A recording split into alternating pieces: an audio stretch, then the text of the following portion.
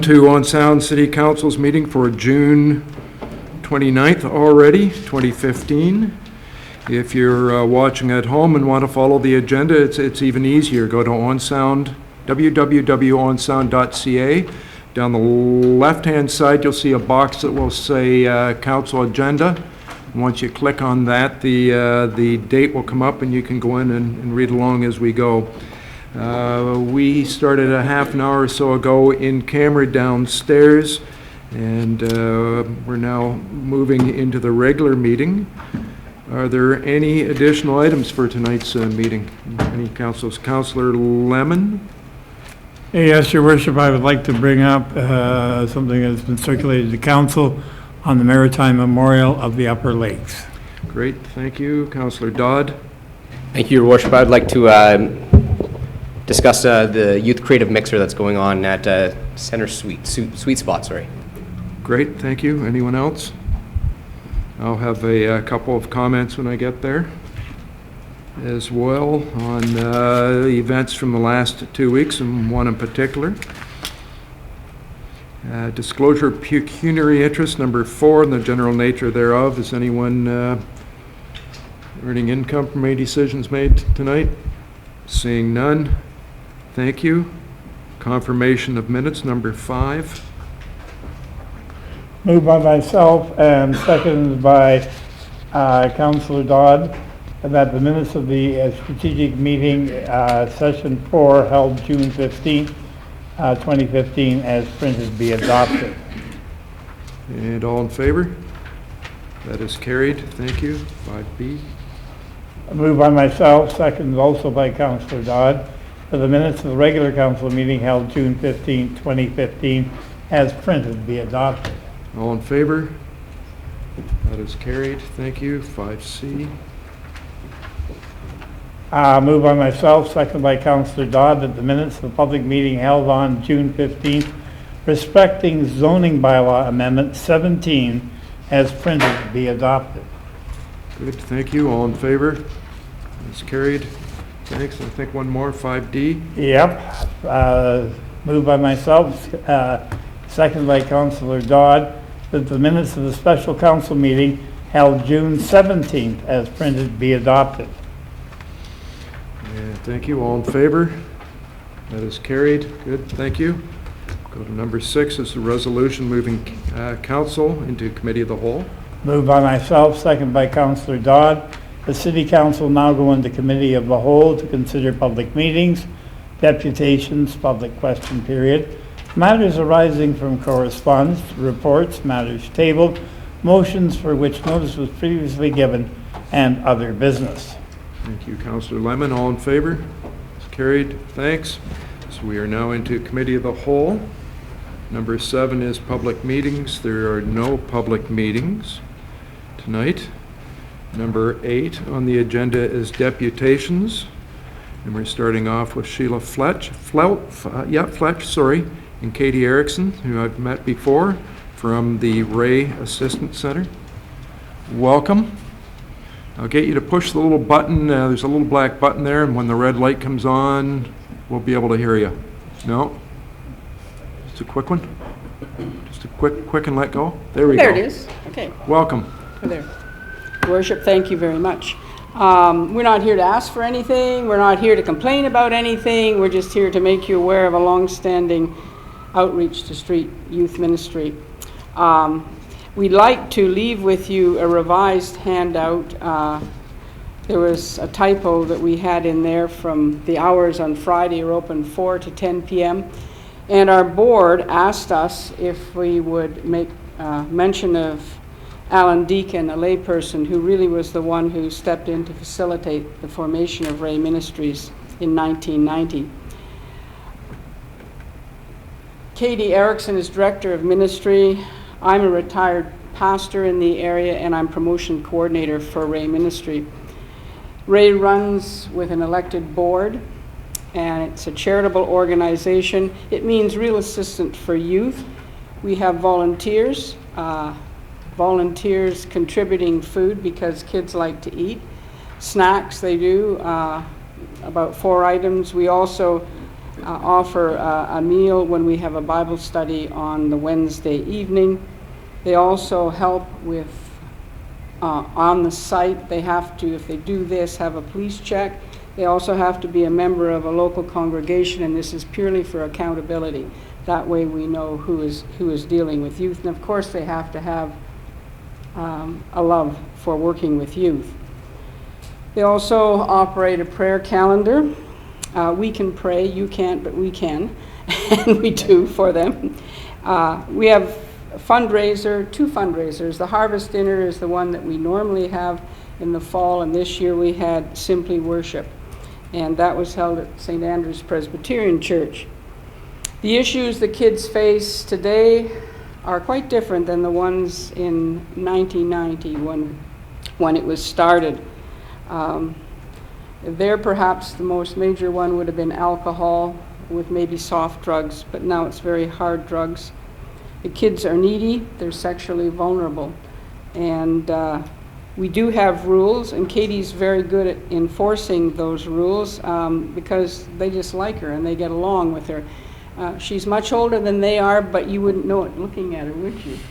And we do not counsel. I think this is one of the things that we have to point out. We simply are there to give a listening ear, and through our behavior and through our actions, we hope to just present to these kids a different lifestyle and just be there to listen to them. I just wanted to run through that very quickly and give you the opportunity to ask us questions if you want, and Katie's here to answer about the ministry. I guess I should say we'd like to leave with you a brochure and one of our last newsletters just published. Katie, are there any questions? Okay, go ahead, Councillor McManaman. Thank you, Your Worship. Thanks for doing this presentation, because I wasn't fully aware of all that you did either. How many youth do you deal with in a week, in a month? Any given day, it's usually about 15 kids. They drop in throughout the night, but that number could really change at any time. I'm not really sure. I guess it just multiplies that by 5 every week. Right.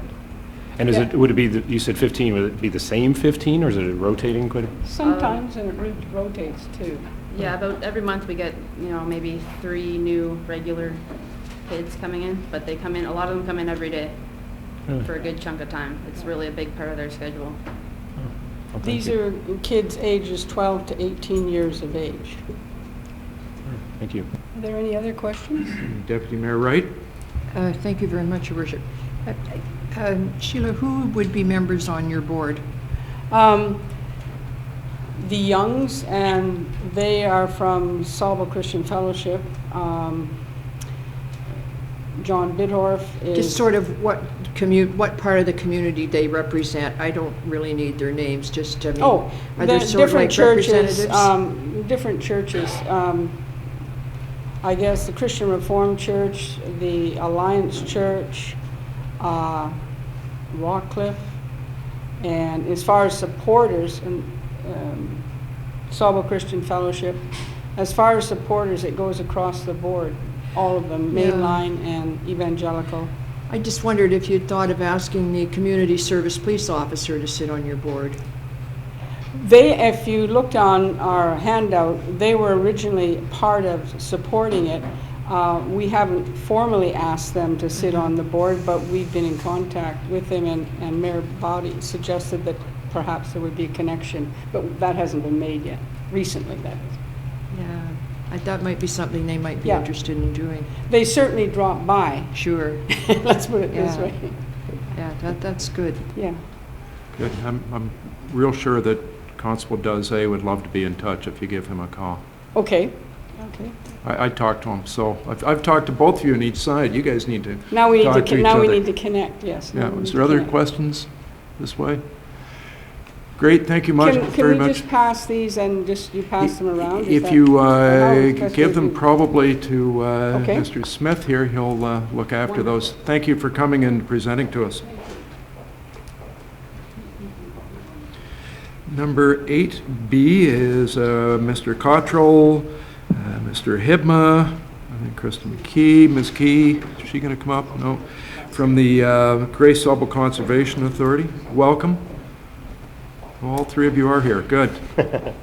So does that mean that we don't have to listen to you as much, Dick? Or That's right, yes. Good evening, Your Worship, members of council, city staff, and to the rest of the folks here this evening and viewing from home.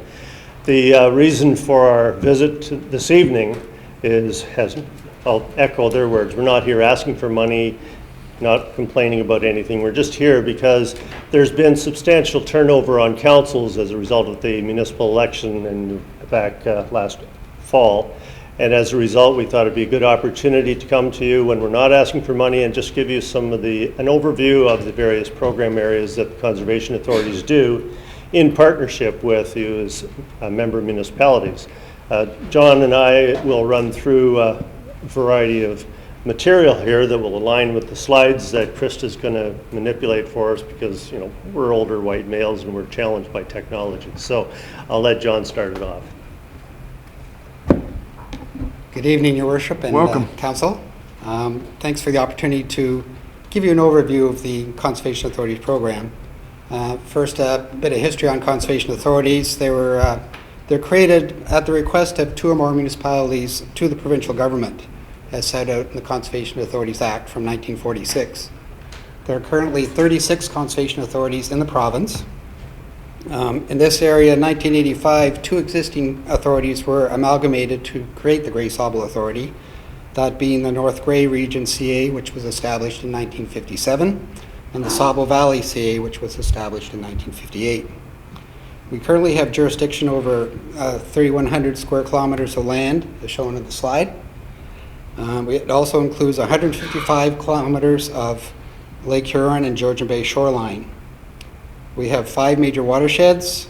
We currently own about 29,000 acres of land, and that includes about 23,000 acres of managed forest. We also have a large amount of Niagara Escarpment designation within our area, about 12,000 acres in total. You and 7 other member municipalities govern the activities of the authority through your appointments to our board of directors.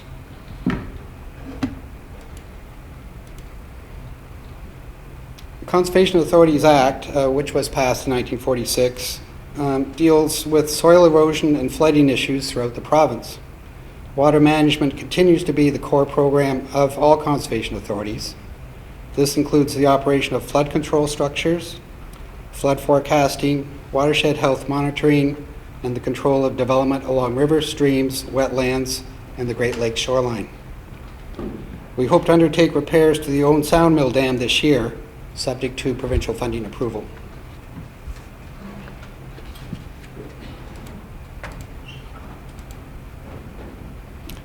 To help identify the areas of interest, we use the latest technology to map floodplains and other hazard lands. Most of these maps are available online and are referenced in your planning documents, usually through the official plan and zoning bylaws. These maps are updated on a regular basis, especially when you are updating your documents, and the information is shared with your planning and building department staff.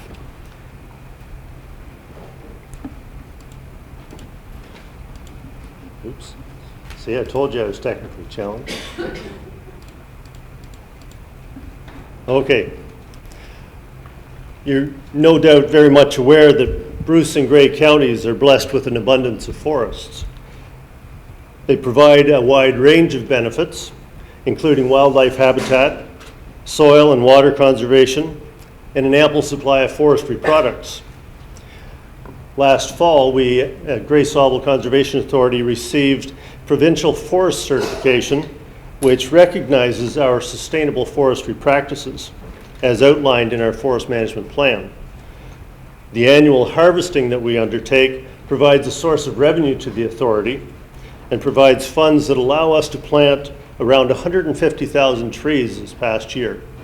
That's down from previous years when we were planting as many as 300,000, but the vacant land and commodity prices, things are changing, but we are still one of the leading tree planting agencies in the province. We're proud of that fact, and In addition to the tree planting we do on our own properties and our own forest management, we do also provide advice and tree planting for private landowners through the Grey Bruce Forestry Service, which is a shared venture with the Saugeen Conservation Authority, which is our neighbors to the south.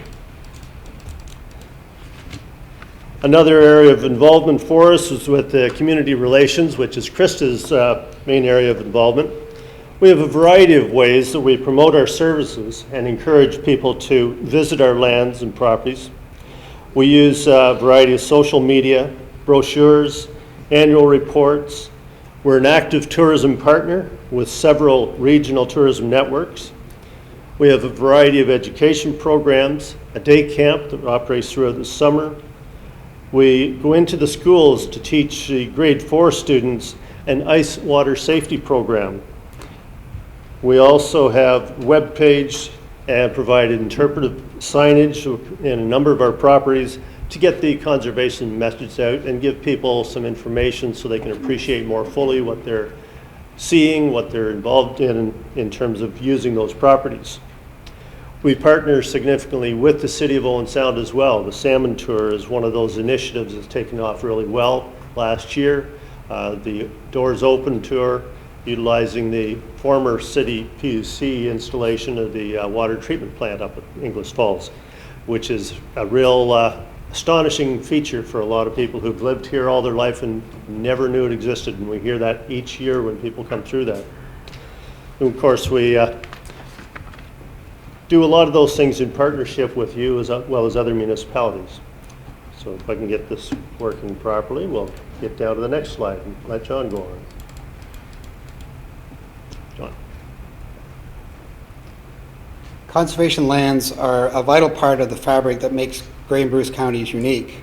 Through an active land acquisition program in past decades, we were able to acquire key conservation properties throughout the 5 watersheds. Most properties are open to the public for a wide variety of recreational opportunities. We have partnerships with various clubs and organizations to support activities in all 4 seasons. We also lease land for specific uses, including agriculture.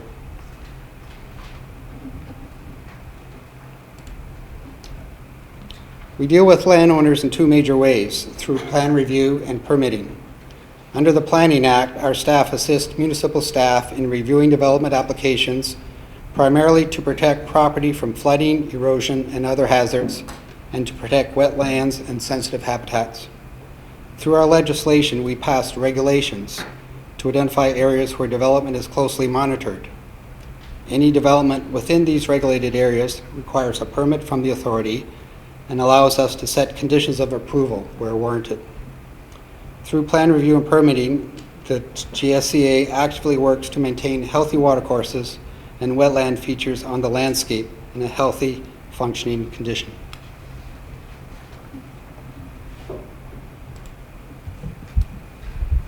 Some of you are aware that we also have a partner organization called the Grace Sobel Conservation Foundation. This foundation was established in 1993, and it was to assist the Conservation Authority through fundraising and special programming. This coincided roughly with the time when the political funding from the province was significantly reduced, particularly in 1995. So this has been an area that there's been a lot of effort put into to augment that provincial funding. The foundation holds events annually to help promote the objectives of the authority and to encourage recreational uses on Conservation Authority lands. One of the signature programs that they have is the Memorial Forest Program, which assists our tree planting program and allows the public an opportunity to plant a tree in memory of a friend or relative. This is worked through in partnership with a number of the funeral homes in the area and directly through the Conservation Office. In addition, the foundation has the Malcolm Kirk Environmental Scholarship, which the foundation supports, through which the foundation supports further education for a student from our watershed who is pursuing further education in the environmental field. So it's a great effort on the part of the foundation to enable people to continue studies in that area. We do have an operations manual that has been provided to our director Councillor Kepke, and there's lots of information in there that provides further detail. And if at any point in time you have questions that aren't readily forthcoming from the councillor, then certainly she can dig into that binder a little deeper or call our office, and we're certainly always willing to help. We do want to highlight that we will be planning a late summer, September watershed bus tour that will be open to members of council and city staff, so that we can give you a better appreciation on the landscape of some of the projects and programs that we're involved in. So I'm not sure if we've got a date pegged down there. We've heard some feedback from the directors at our last meeting in terms of what does and doesn't work.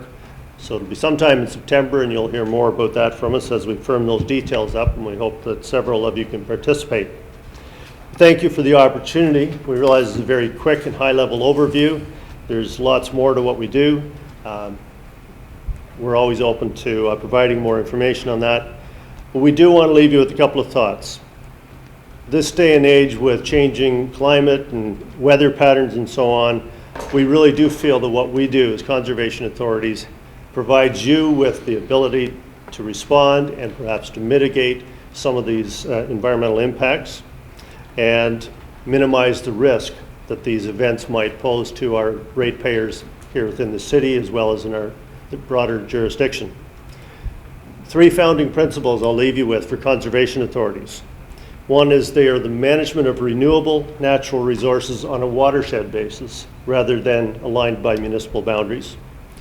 They are a partnership between municipal, provincial, and federal governments, as well as other local organizations with shared program areas and interests. And they are, because it's a locally populated board representing the member municipalities, we have local initiatives, local involvement, and local priorities. So you, as part of this collective of municipalities, help us set our priorities year by year within a very broad mandate. So it's a very powerful, internationally recognized model for watershed governance, and we take a great deal of pride in it, and we very much appreciate your part in that partnership. Thank you again for providing us with this opportunity, and we will answer any questions if time permits. And Councillor Kepke has a question. Thank you. I certainly want to let you know that I certainly appreciate my time and your knowledge and, oops, my fan, your knowledge and expertise at the Conservation Authority, and also we at the city appreciate the quick responses that we do get for permit requests and so on. One of the new ventures that was highlighted in the May minutes was to do with the West Rock. And I wonder if you could elaborate a bit more for council on that. I know Conservation Authority staff is presenting a report at the next board meeting. However, there may be some interest, I think, with the West Rock here. All right. We had a deputation from a gentleman a couple of months ago who does outdoor environmental education. It's like that Outward Bound program that encourages people to get outdoors, explore new skills, and develop their self-esteem in a variety of ways. And he runs a camp type of program. And one of the pieces that he wants to build into this camp is rock climbing. And he's been exploring the West Rocks above West Hill in the old quarry portion, where a number of people have done some rock climbing in there, and there's been people putting the anchors in for ropes and so on. So there is a good location for it in terms of the physical attributes of that location. So he's come to us with that idea of using that particular location for his rock climbing portion of the camp. Our staff are looking into it. Apparently there's some, well, the city has an interest apparently because of an unopened road allowance, and there's liability issues that need to be sorted out. But we're looking at that as a potential partnership with this gentleman to utilize that property and get people out there doing things that they otherwise wouldn't be able to do, and just experiencing a little more of that environment in a different way than a lot of us would ever try, but certainly challenging and rewarding activity for youth. Good, thank you. Any other questions? Councillor McManaman? Thank you, Your Worship. You mentioned the repairs to the mill dam. Actually, I guess John mentioned them, and I'm just wondering, where are we with that? We still haven't heard from the province about the funding yet? Each year we make application to Ministry of Natural Resources and Forestry for capital funding for primarily for dam repairs throughout the province. We're always on the list.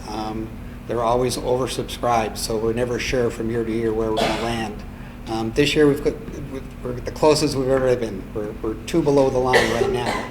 So we're hoping a couple of the projects that are above the line will not be undertaken, and that'll move us up to to being above the line and be eligible for funding. We should hear by the end of August for certain where we stand. If we do get the funding in August, and if we have all our various permits and tendering processes done, we hope to undertake construction in late fall. So it would be October, November, December when we'd actually do the work, if funding and if all the approvals are in place. We're hoping this is the year for it. All right, well, thank you. And just on the minutes here too, that you've been re-elected Chair of Conservation Ontario, so congratulations on that. We've always been well served by you as the city representative on the board, and I think that's shown with 10 years being the Chair of Conservation Ontario. The city is very appreciative of your efforts for conservation here and across the province. Thank you very much, Councillor McManaman. Yes, it has been a real pleasure for me to serve the city of Owen Sound as your public appointment for quite a few years now. It's not something I take lightly and certainly don't take for granted, but I do very much appreciate that and do very much treasure that opportunity to serve on a provincial basis as well, because it does help to elevate the profile of this particular region above what we would normally experience as one of the smaller conservation authorities. So thank you very much. Good, thank you. Any other questions? Mr. Hibma, thank you for your work. Mr. Cottrell, thank you for your work. And Ms. McKee, thank you for your work, and thanks for coming. Haven't seen you in a while. I guess we'll see you around budget time probably next year for another presentation and an update. Indeed. Thanks for coming. Thank you. Thank you. Next on our agenda at 8C is Jane Phillips from the Business Enterprise Center. Welcome. Thank you, Your Honor. So good evening, councillors, mayor body, staff, media representatives, and guests. And thank you for the time this evening. That was a nice little segue there, too. I have to tell you that Carlin Val of Ad Last Adventures, that he was being referred to there, working with the Conservation Authority, is an Ontario self-employment benefit business startup client from the Business Enterprise Center. So I just had to throw that in there. Cool. So I'm here tonight, though, to another success and our great time of the year, where since 2003, the Ministry of Economic Development, the provincial ministry, has supported and funded students to begin and run their businesses in the Summer Company program, and Summer Company 2015 is no different. So last year, over 850 students began their businesses in Ontario with Summer Company. There will probably be over 900 this year. The program began to expose youth, specifically students, to an entrepreneurial experience. In fact, that's what it was called at the time. And it's grown into solid business concepts, training, mentoring, and learning for 15 to 29-year-olds who are in high school, college, or university. Over the past 12 years, we in the Business Enterprise Center have assisted with over 100 student businesses. This year, we're so pleased to have 6 solid recipients and participants, and 4 of them are with us tonight. They have written applications, developed plans, completed cash flows, sales and expense forecasts, basic marketing strategies, and operational details. They received up to $1,500 each for their startup costs, which we know is usually one of the toughest parts to get that money to get rolling. They're running their businesses now with mentors and meetings and reports all summer, and they'll receive an additional $1,500 at the end of the summer again to wrap that up and continue to run their businesses if they hope to do so and wish to do so. And many over the years have. They run many things out of their dorms at school. Some I don't want to know about. They have already received coaching and mentoring matching, training in time management, record keeping, and social media strategies. They've had a site visit. They've had their pictures taken many times to record their journeys. And we're just sort of in the middle of the summer and their summer because we happen to have all college and university students this year. So please watch them on Facebook, on our website, on anywhere out in the community. This evening, Kieran McClay, Cone's Ice Cream in Wyerton. He is a business and economic major, and Wilfred Laurier. He's unable to be with us because I'm sure he's scooping ice cream because we finally have some hot weather. And Kat Healy in Pasta Made Perfect is a culinary student at Georgian College, and she's also using this program as her co-op this year. So that's a nice connection, and she is unable to be with us this evening as well. But I'd like to really just turn over for a few moments each for each of the students that are with us to introduce themselves and to congratulate them in having this entrepreneurial experience.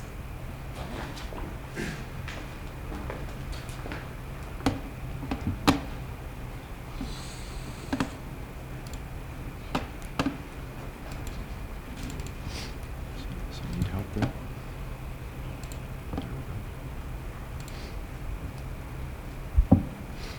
Hey guys, my name is Zach Coulter. I'm from Owen Sound.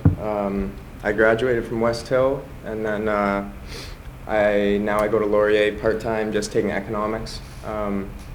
So I play hockey down in Elmira, junior B down in Elmira. I live down there, and I worked at a synthetic ice pad.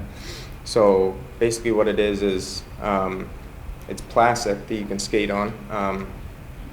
So I thought it was kind of cool, and then my buddy who played on my team this year works for a company that built the rinks that you can skate on or whatever. So I talked to him and got a good deal, and so I built one here at the old Strathcona school. So I work with kids one-on-one or one-on-two or whatever, teaching them some shooting and stick handling stuff. It's pretty cool. I really enjoy it. It's something I'm super passionate about. So that's how you can get a hold of me. So far it's going pretty well. I mean, kids are finishing up school now, which is good. So hopefully I get a bit busier, and then I'll just show you a video just because it's kind of tough to imagine that you can skate on plastic or whatever. So let's do.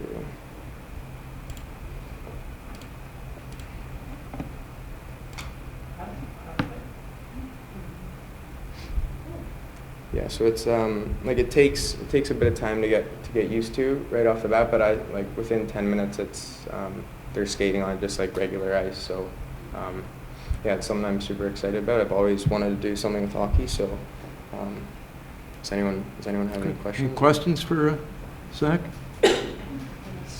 Oh, go ahead, Deputy Mayor Wright. I heard about this, Zach, not that long ago. How big is it? It's 25 feet by 30 feet, so like not huge, 25 feet but by 30 feet. It's fairly expensive. So I want to make it bigger. It's kind of hard to start. So Yeah, that's quite it. So do you give the lessons, or, Yeah, or yeah, I can do. people rent it? And well, they can rent it, but usually I do younger kids, so I usually do the lessons and try to teach them some stuff too. okay, well, that's quite an undertaking. Good Yeah. luck to you. Yeah, thank you. Councillor Lemon?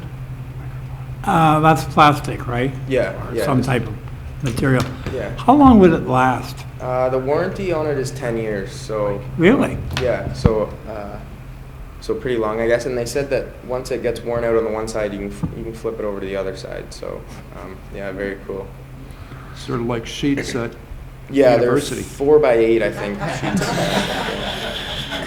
Sorry. Once one side gets dirty, you turn it over? Someone else had questions down there as well? No? Nobody? No questions?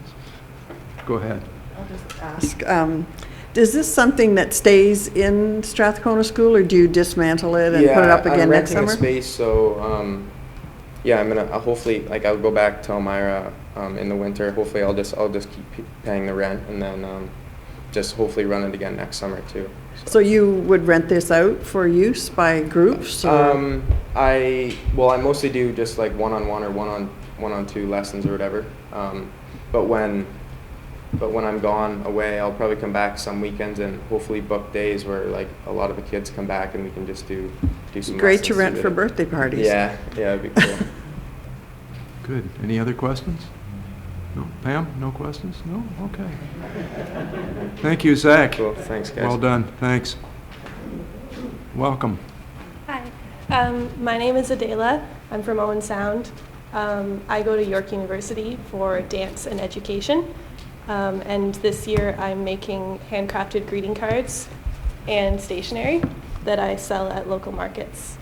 So I started doing this just to give to friends and family years and years ago, and I started a certain design with pressed flowers last year, and people really liked them and suggested that I sell them on Etsy.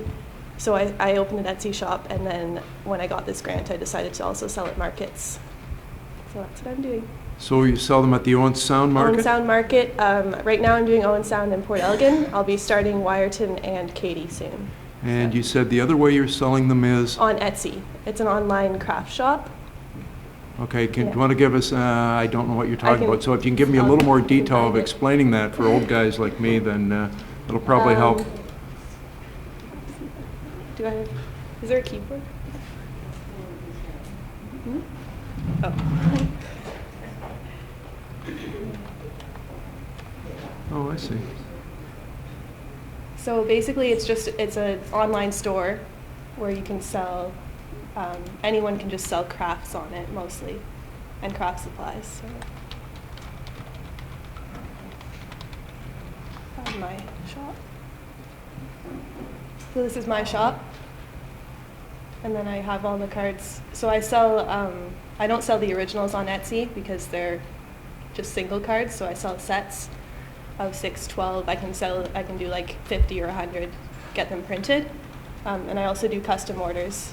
So I've had a couple of custom orders for someone's birthday or for like Father's Day, that kind of thing. Other questions? No, seeing none. So Etsy, etsy.com, and then once you're there, you're looking for Morning Flower Crafts is the Morning name Flower of the, Crafts. Yeah. Oh, there we go. I'm also on Facebook, and the link to Etsy is on my Facebook page. So. That's pretty neat too. Go ahead. Would you mind passing your one card around so we could have a look at it? That's an original card, and then I have a set. We'll be sure to get them back to you.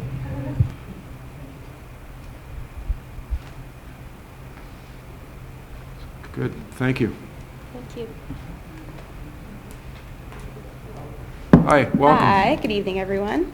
So my name's Charlie Johnston. I'm the creator of Naked Basics. I did an all-natural skin line, so it includes skin oils, which replace your lotion and moisturizer, as well as a skin spray. So it kind of replaces your daily perfume or body spray, if you will.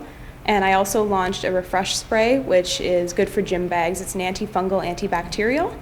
I'm currently finishing up my last year of nursing over at Georgian College. So the reason I started this company is because I'm constantly slathering medications on people, topical ointments, everything that's pumped full of medications. So I wanted to go an all more like natural route, I guess you could say.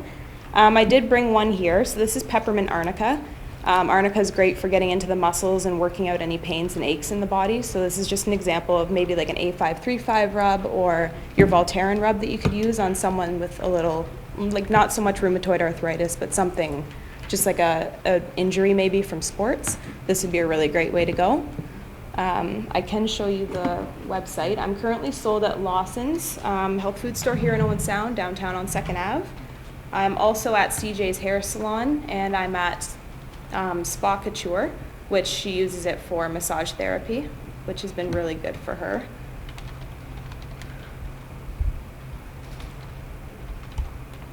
So I'll just pull up my account here so you can see the rest of my products.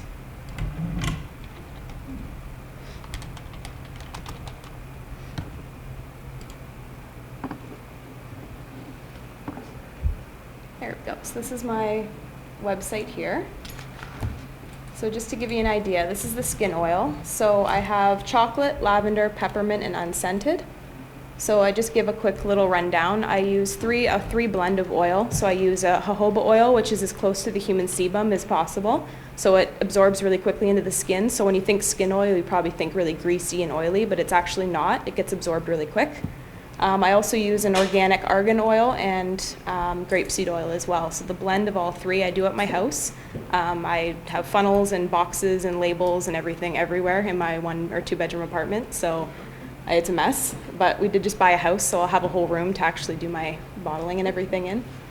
So that's just my website. And like I said, you can find me, my main distributor is Lawson's Health Food Store. They've been selling quite a bit of it, so it's going well. And I can pass this around if you guys just want to see the packaging and the bottle. So at Lawson's Bookstore, if we key naked without an E, N-A-K-D basics Yeah. And into a search engine, it'll pop up. Yes. And the whole idea of the name was kind of going back to the basics. So getting rid of the chemicals, getting rid of all the stuff you really don't need on your skin, because your skin does absorb up to 60% of what's applied. So I found it really important to know what's actually going on your skin. Cool. Is there any Any questions at all? Questions? Go ahead, Councilor Sure. Gregg. Thank you, Mayor Body. I'm happy to add one comment. I'm very familiar with Arnica Yeah. as a product. A lot of our athletes use it, For sure. and we represent it, and I'm a believer in it. That's So great. It works really well. yes, It it's really very does. good. That's awesome. So you're not selling this specific brand at your store yet? We'll talk after. Another door to knock on. That's right. Any other questions? Any other questions? It's very That- nice. You like it? Yeah. The Yeah, bottle- feel free to actually use some. That's why I brought it. You can give it a shot. Bottle will come back half empty, I think. That's okay. That's why I brought it. And I do have business cards, so I can leave them with Okay. Jane as well if anyone wants any. That's excellent. Thank you Awesome. very much. Thanks, guys. And welcome. Hello, thank you for having me. My name is Christopher Pacelli, and my summer company is called Christopher's Creations, and I do wood turning out of my parents' garage at home. I do primarily wooden bowls, similar to this one here. I'm currently taking general business at Georgian College here in Owen Sound, and I'm originally from Long Island, New York, but moved here about 7 years ago. I found the program through Georgian College's Orbis, a tool for finding co-op positions, and saw it advertised and thought it would mesh nicely with general business. I offer poplar, oak, and maple, or a blend of any of those to turn my bowls. And the stain I use is non-toxic, food-safe stain, so you could eat out of them, or just use them for decoration. And where are you selling them? I'm selling them out of Owen Sound Farmers Market and in Lion's Head at the Dandelion. Oh, okay. Cool. It's a new store in Lion's Head. Good. Other questions? Would anyone like to see it? Yeah, if you want to pass that through. Councillor Kepke. I tried wood turning once. We won't talk about what happened.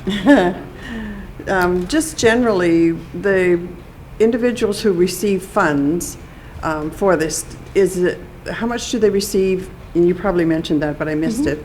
And they're used for whatever purpose they want, like to make a website and buy product and et cetera? They do an application, and then they have to write a business plan, and part of that is the cash flow forecast with up to $1,500 startup.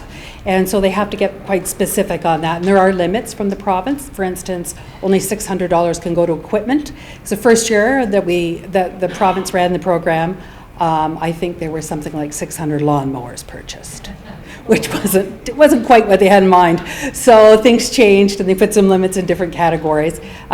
So that's where we help advise them on what they perhaps should be spending different funds on, particularly advertising and the things that they wouldn't have the money to be able to start with, and some of their equipment and their startup costs, their licensing, et cetera, the insurance. And then when they run the business through the summer, they keep the money that they make, and at the end, if they've attended all the training and done everything that we need to check off on our boxes with their mentors as well, which we match them with and have group meetings with, then they get another $1,500. So None of it's repayable. How many would be in the program then? Right now, we have 6. Across the province, there's 820, I think, right now. Okay, and did you have more than 6 apply? Yes, we did. We had, actually, this is one of our lower years, although, are they all still here? Some of our top quality folks, so it wasn't a matter of the numbers, but we usually have about 55 or so start the application process, but as we start to work with them and get a little more specific and it gets a little more intense, quite a few of them get other jobs or do different things, or we decide it's really probably maybe not a good market for what they're looking to open. So that's where some of the give and take comes. So good, thank you. Deputy Mayor Wright had a question, and then Councillor I have a Dodd. question with this young gentleman of the woodworking. Chris? Was just,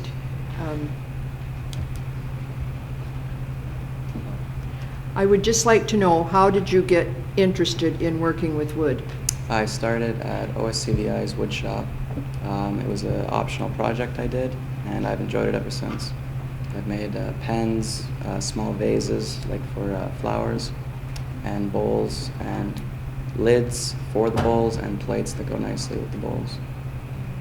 And where do you get your wood? Do you I purchased it from Home Depot. You purchase it.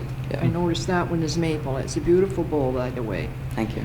Yes, it's lovely. Thank you. Councillor Dodd? Thank you, Your Worship.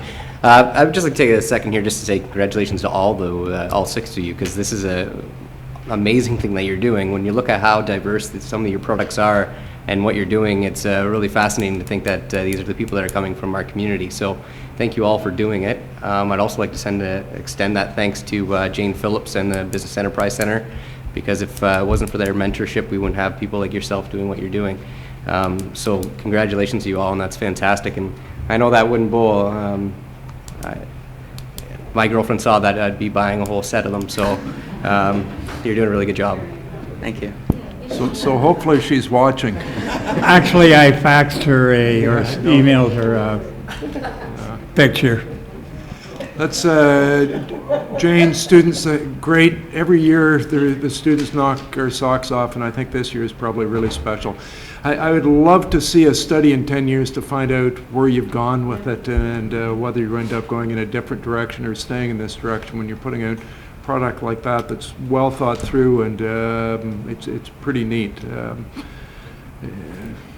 Councillor Dodd said it all. That's great to see this coming from our community, and the thought process that's I wouldn't have had at my age. We're really impressed. Thank you very much for coming in and presenting to us. And Jane, again, thank you for all the work you do. Thanks. Thank you. Thanks for your time. Good.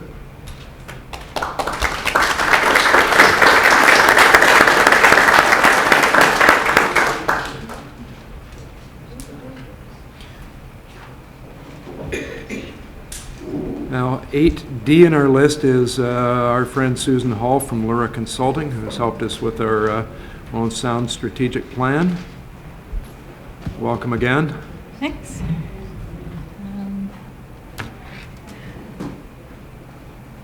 Get this one.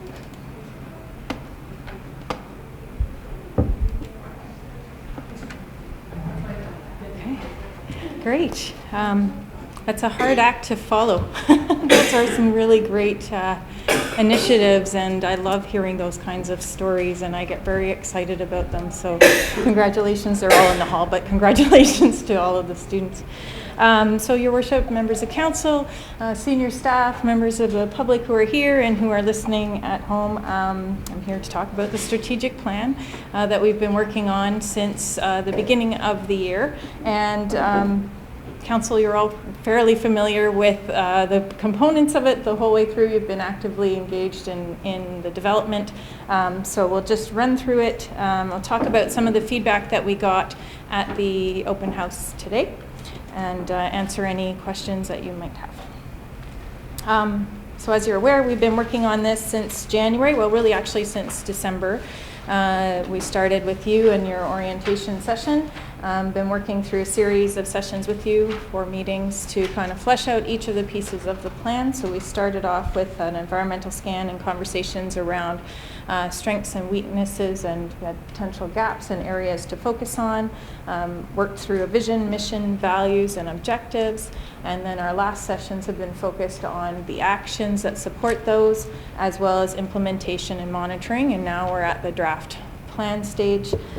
We've had community conversations throughout the process, mostly in February and in March, but certainly lots of feedback today. There were about 45 people, I think, who were in attendance providing their thoughts, so that was really great to have those folks here, and many of them were people who had participated in the first public meeting as well, so great to have kind of the continued feedback throughout.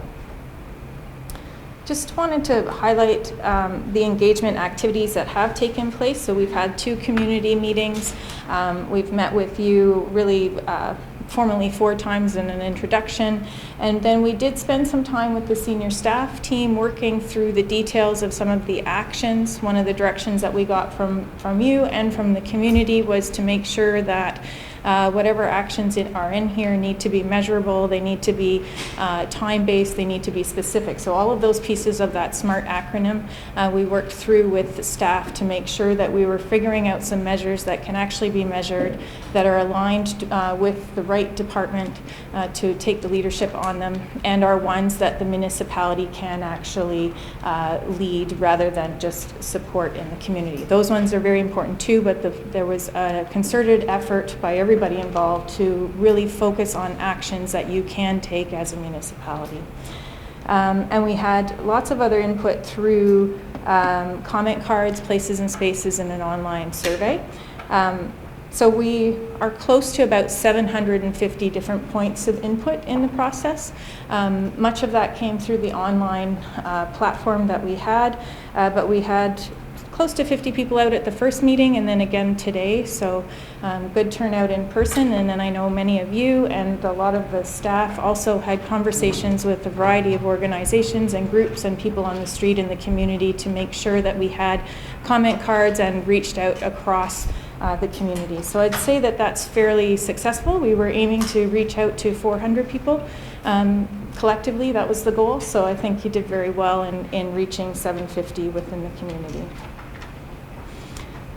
So through that process, we've developed the plan. There's a vision, a mission, values, so talk about those first, and then we have 4 pillars, each of which has a goal, a series of objectives and actions. So the vision, the City of Owen Sound, where you want to live, and the mission, strengthening our community through sound leadership. So the vision is the one that you already had. We've had lots of conversations with you about that vision and what you saw as its strengths in terms of its applicability across different groups within the community, that it can resonate with anybody from any lens, and it reflects the pride that most folks and you know, the examples we saw tonight of being from Owen Sound and being the place where they would like to live. So we talked through those. We collectively crafted the mission statement. We got some feedback today around those 2 elements, and I think the one key message was strengthening our community through sound leadership, that there needs to be a focus on the people side. So there was a suggestion to add to the end for the benefit of all residents was a potential way to really tie that into the community a little bit more forcefully. The other piece of feedback we got was the suggestion to potentially do a community survey to see each year how well you are, in fact, reaching this vision or reaching towards this vision and mission statement. The values, the last time we saw the public, we had, I think, a list of 10 to 12 of them. We'd worked collectively very hard to focus that in on the ones that you felt really reflected what you wanted decision-making to be, what needed to be the basis, the foundation of your strategic plan, and these are the 4 that we had collectively come up with. So caring, creative, integrity, and sustainability. So caring was around putting Owen Sound community first. That's always at the forefront of your minds in all the decisions that you're making. Integrity, that the decisions need to be made with integrity. Creativity came through in a lot of different pieces of language, so whether that's innovation, partnership, but the bottom message through that one was around thinking about things differently, taking a creative lens, looking for maybe some out-of-the-box solutions for whatever the decisions are that you're making.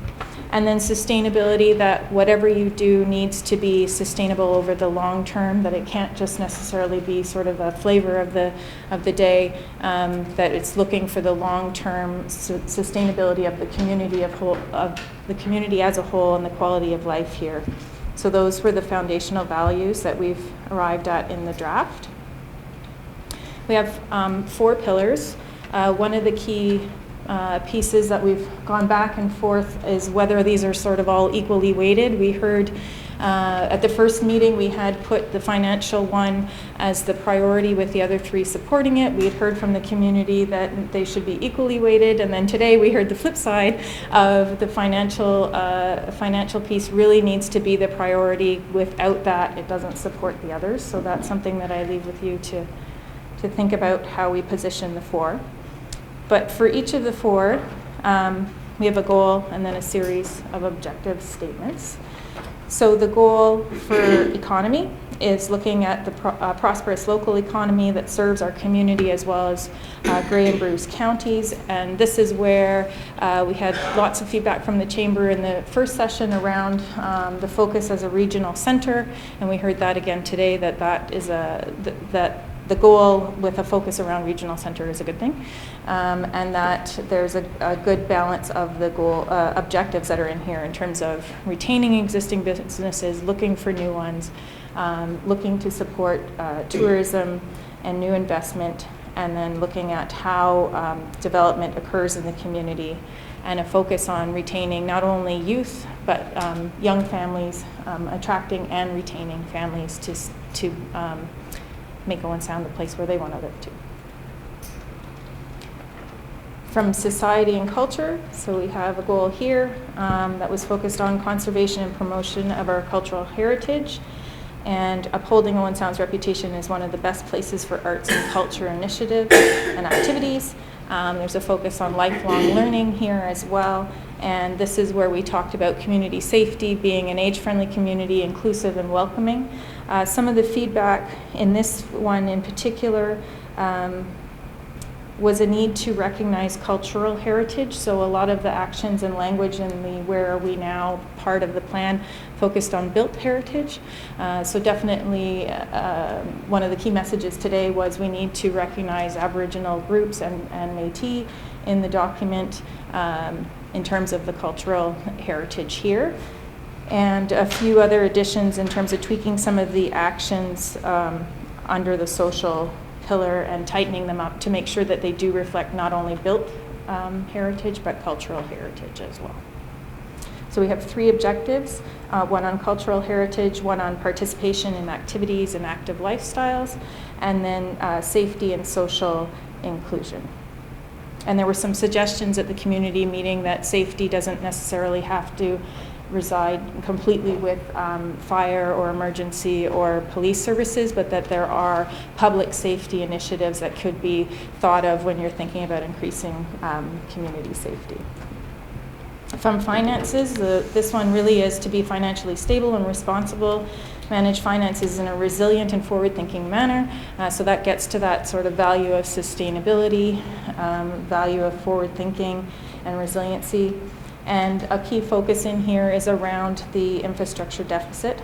So focus on critical priorities first and looking at long term. So there's 3 objectives.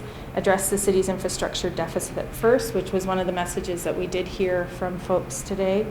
Maximize revenue sources and funding from whatever areas that is possible, whether that be seeking additional funding from the province or looking at other non-tax revenues. And then optimization of the city's operations that still take into consideration of quality of life and maintaining that for residents. The last pillar is the environment. So looking at continuing to ensure environmental integrity is maintained in Owen Sound and the surrounding areas because you have so many great natural assets. When we asked the community, what do you love, it was one of the key things that kept coming through, whether they described it as the Niagara Escarpment or the scenery or the waterfront or the fact that there's forests and beautiful spots that the Conservation Authority were talking about. This is one of the key areas that people really love and want to maintain. And there were 4 objectives here. So the first was on transit, and we talked about whether that sits as an environmental issue or a social issue or an economic issue. And I think one of the messages we got from the public today is some of these things, they do line up with a variety of the pillars. And my answer to that was we have to put them somewhere in the plan, but hopefully there's a lens that you're looking at those sort of 4 pillars holistically when you're reviewing staff reports. And there was a focus on energy conservation and efficiency, but not only just energy. There was a suggestion that take a look at green infrastructure as well. So we could be thinking about stormwater or low impact development, those kinds of initiatives that all contribute to efficient resource use and conservation. And then a focus on local parks and trails was very high in the community feedback of one of the things, again, that people loved and see as a real asset in the community. And the last one is on responsible management of natural resources. So we talked a little bit about emerald ash borer in that one, but not just focusing on emerald ash borer, but on invasives, and then thinking about, in terms of management, what happens after, because we know emerald ash borer is coming, so we have to plan for after it gets here and how to manage. So the plan also has an implementation section. In the main body, it's broad. It's got 4 key components. One is that there's an annual review of the strategic plan to see what has happened, how far things have moved along, are the measures the right measures, and the data is kind of easily accessible. Work planning for the next year, so how does that flow into the budget process? That there's a need for communications and outreach. We heard that through the engagement process, that people want to know what's happening with the plan and how things are moving forward, how other staff reports, or we talked quite a bit today actually about some of the other initiatives and plans that are happening at the city. How do they relate to the strategic plan? So that gets to that alignment one. And we've recommended that there is always a piece in the staff reports on how it relates to the strat plan. And monitoring and reporting, that was a key message today as well from folks at the meeting, that that's really important, that they do want to see monitoring and a report on sort of the progress and, you know, what's good and what maybe not didn't get achieved in this year and is planned for the next. And to support all of that, as you know, is the really detailed action plan that lists all of the actions. I think there's about 40 actions in the plan under the various objectives, and each one has a measure of success. Current benchmark, so we're still filling in a couple of gaps, but I think we're pretty close to the end of that gap filling exercise. A lead department and potential partners, so that doesn't list everybody who could help in that regard, but some of the key groups that you should be thinking about, and then a time frame just in 3 large sort of categories of, you know, year 1, year 2, 3, 4, or 5. And I think that's it. So many questions. Thank you. Questions? Councillor Gregg. Thank you, Mayor Bai. I do have a question, and it pertains back to what we heard today. Okay. So what I want to know is, how do you interpret feedback that you received today, which might have been individual in nature, and it's opposed to the collection of input that the community put forth that is shown in the appendixes, I think. I mean, today you showed a graph which outlined higher priority community needs. So how do you then allow someone's individual input today play a role in terms of moving forward in altering the draft? It's a good question. I think the other piece also is that there is additional feedback until July 6th, so we will have sort of potentially some other things that come in through those avenues.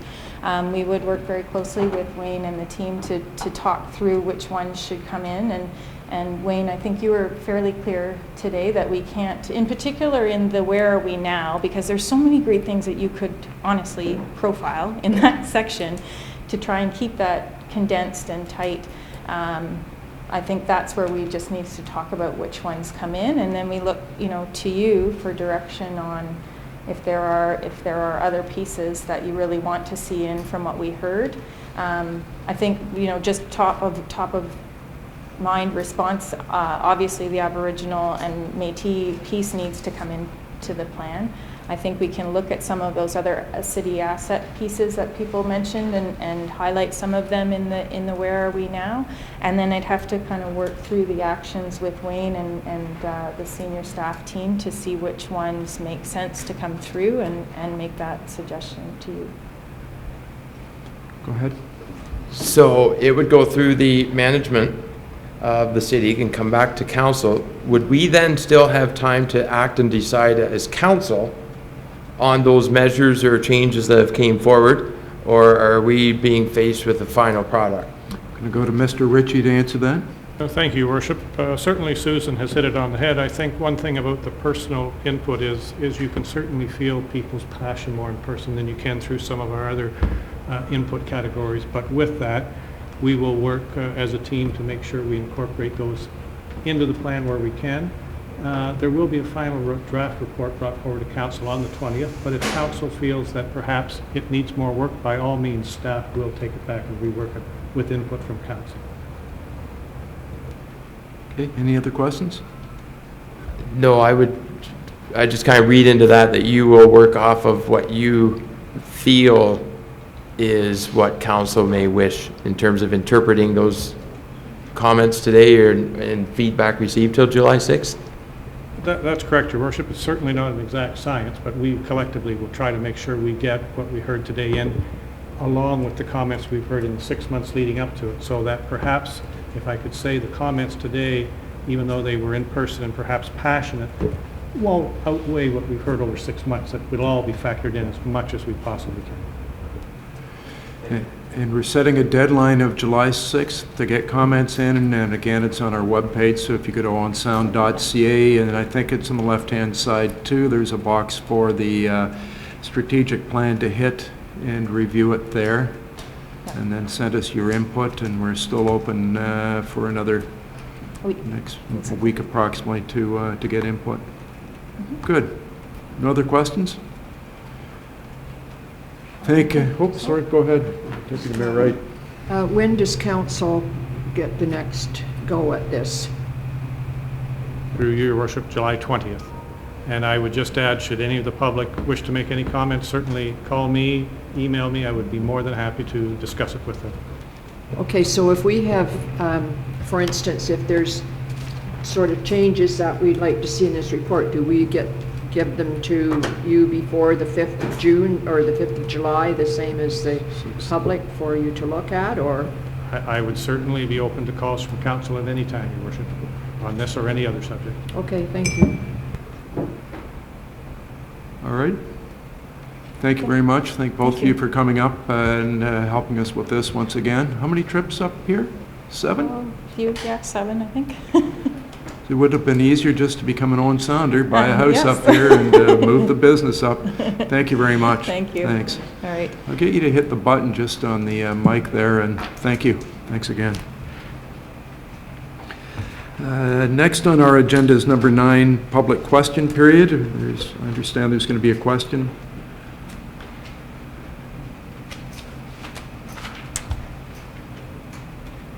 Okay, to hit that microphone again, that button, and I think we all know who you are, but for the record, we'll let you state it again. Okay. My name is Mark Gavler, and I'm an Owen Sound resident. So to Mayor Boddy and the councillors, I have a couple of questions having to do with the Old County Courthouse. So my first question is, given that the 162-year-old former county courthouse is Owen Sound's premier heritage site, what will you do to guarantee that the designated features of this building are protected from alteration as suggested by the developer? Thank you. Mr. Ritchie, do you want to answer that? Certainly, Your Worship. The former courthouse and jail site was declared surplus by the city in 2014 after a public meeting. It was then listed for sale. Council entertained offers and conditionally has sold the property to Southbridge Care Homes effective July 30th.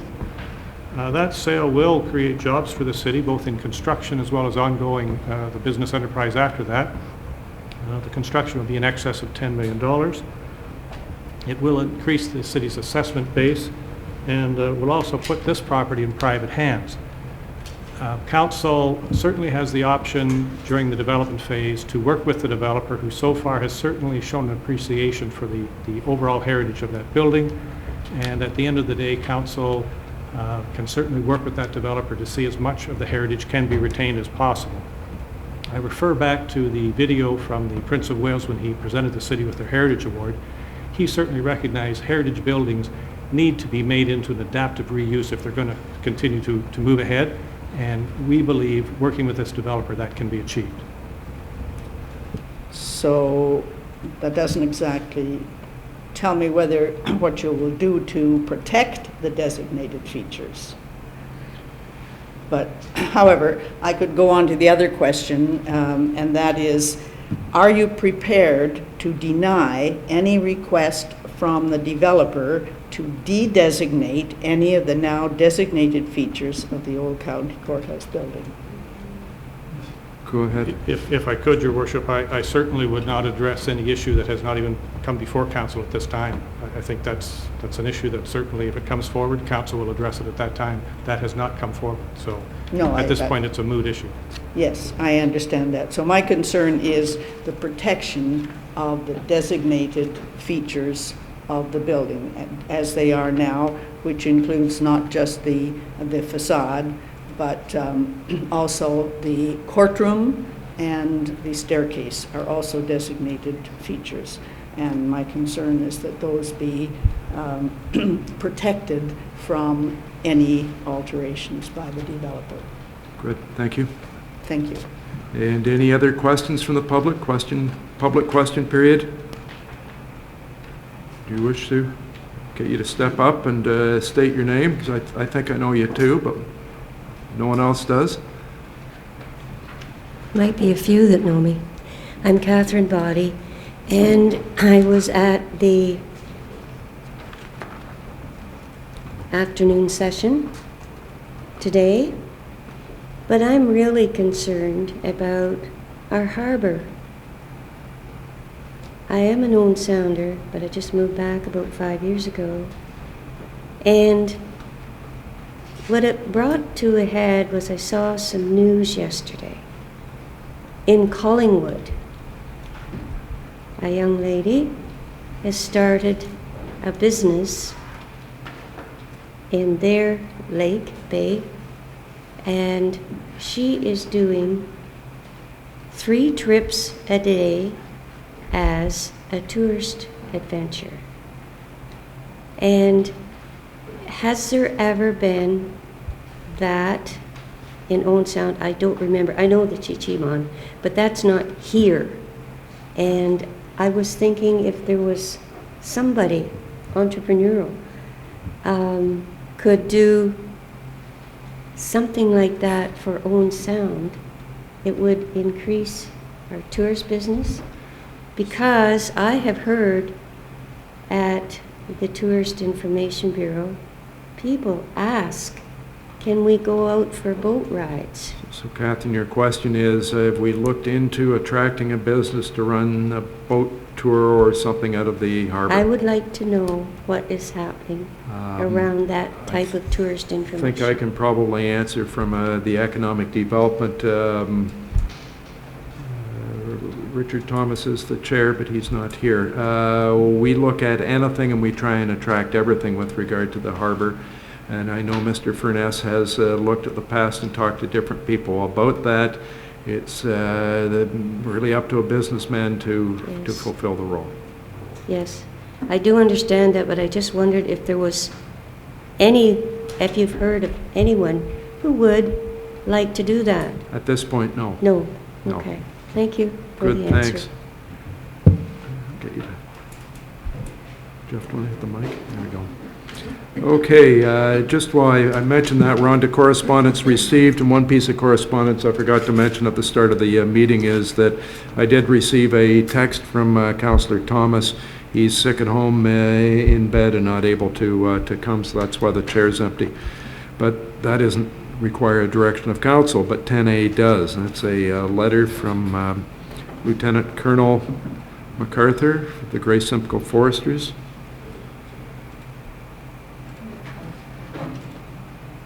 Do you want to read it? No.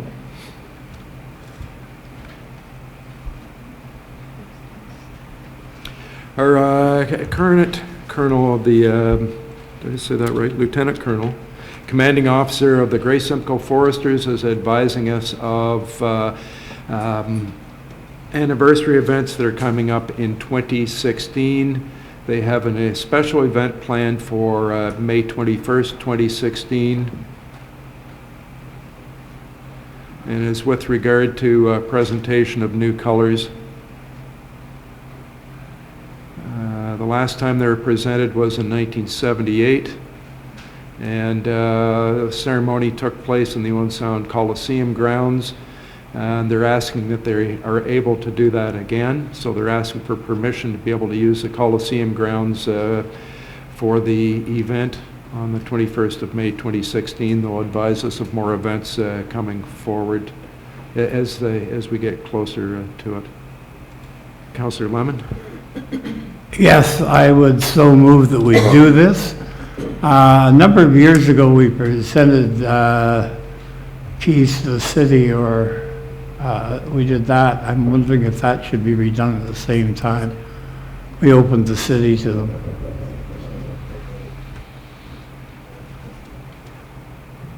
That's a question that we should look into. Sorry, could you ask again? I was listening to the phone. Yes, a number of years ago, we gave them freedom of the city. It's an old tradition for a regiment. Yes. And I'm wondering if that should be renewed. That has got to be 15, 18 years ago now. It's less than that, because I think I was in council and I haven't been quite around that long. I could be wrong. If we can just maybe focus on the question that... And I'm moving that motion that we do cooperate, we do work with them. So, Councillor Lemon, clarify for me, are you moving the recommendation that we give permission for the Grey Simcoe Foresters to use the Coliseum grounds on May 21st, 2016?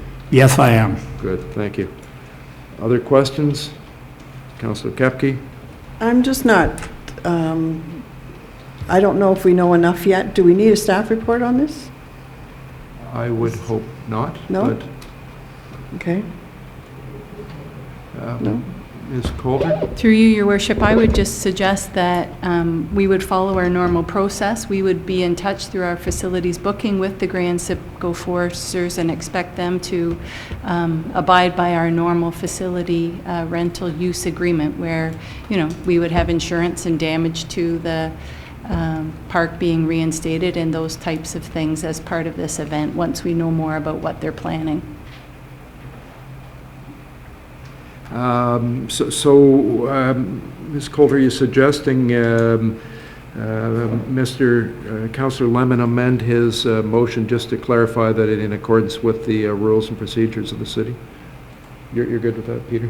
Yes, but I would add the other consideration, which I'm well aware of. That is the former military grounds, and was ceded to the city, and I would check into that as to whether what we can and can't do under the terms of that agreement. It might be a little different. Good, thank you. All in favor? That is carried. Thank you. Down to number 11, reports of committee and city staff. 11A, report from Deputy Clerk, Cultural Advisory Committee, public vacancy. Yes, through you, Your Worship. A public member of the Cultural Advisory Committee has resigned, and their term was to expire January 31st, 2018. The staff recommendation is to re-advertise for the vacancy through the city's website, facilities, and social media outlets, and once the applications are received, provide a report to council for consideration. Okay, questions, comments, motions? Councillor Dodd? I would move the recommendation as it stands. Okay, all in favor? That is carried. Good, thank you. Number 2, report from purchasing agent with regard to supplies of a vehicle. Who's presenting that? Mr. Becking, thank you. Thank you, Your Worship. Through you, we conducted tenders for the replacement of one of our tandem plow trucks. Low bid was received from, bear with me,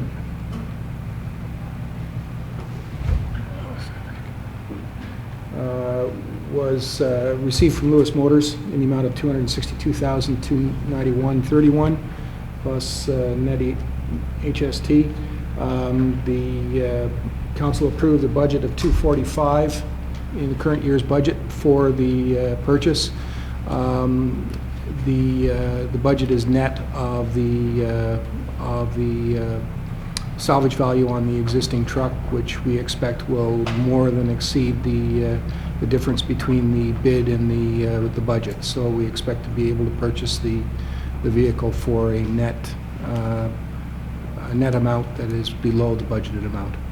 Okay, questions, comments? Deputy Mayor Wright?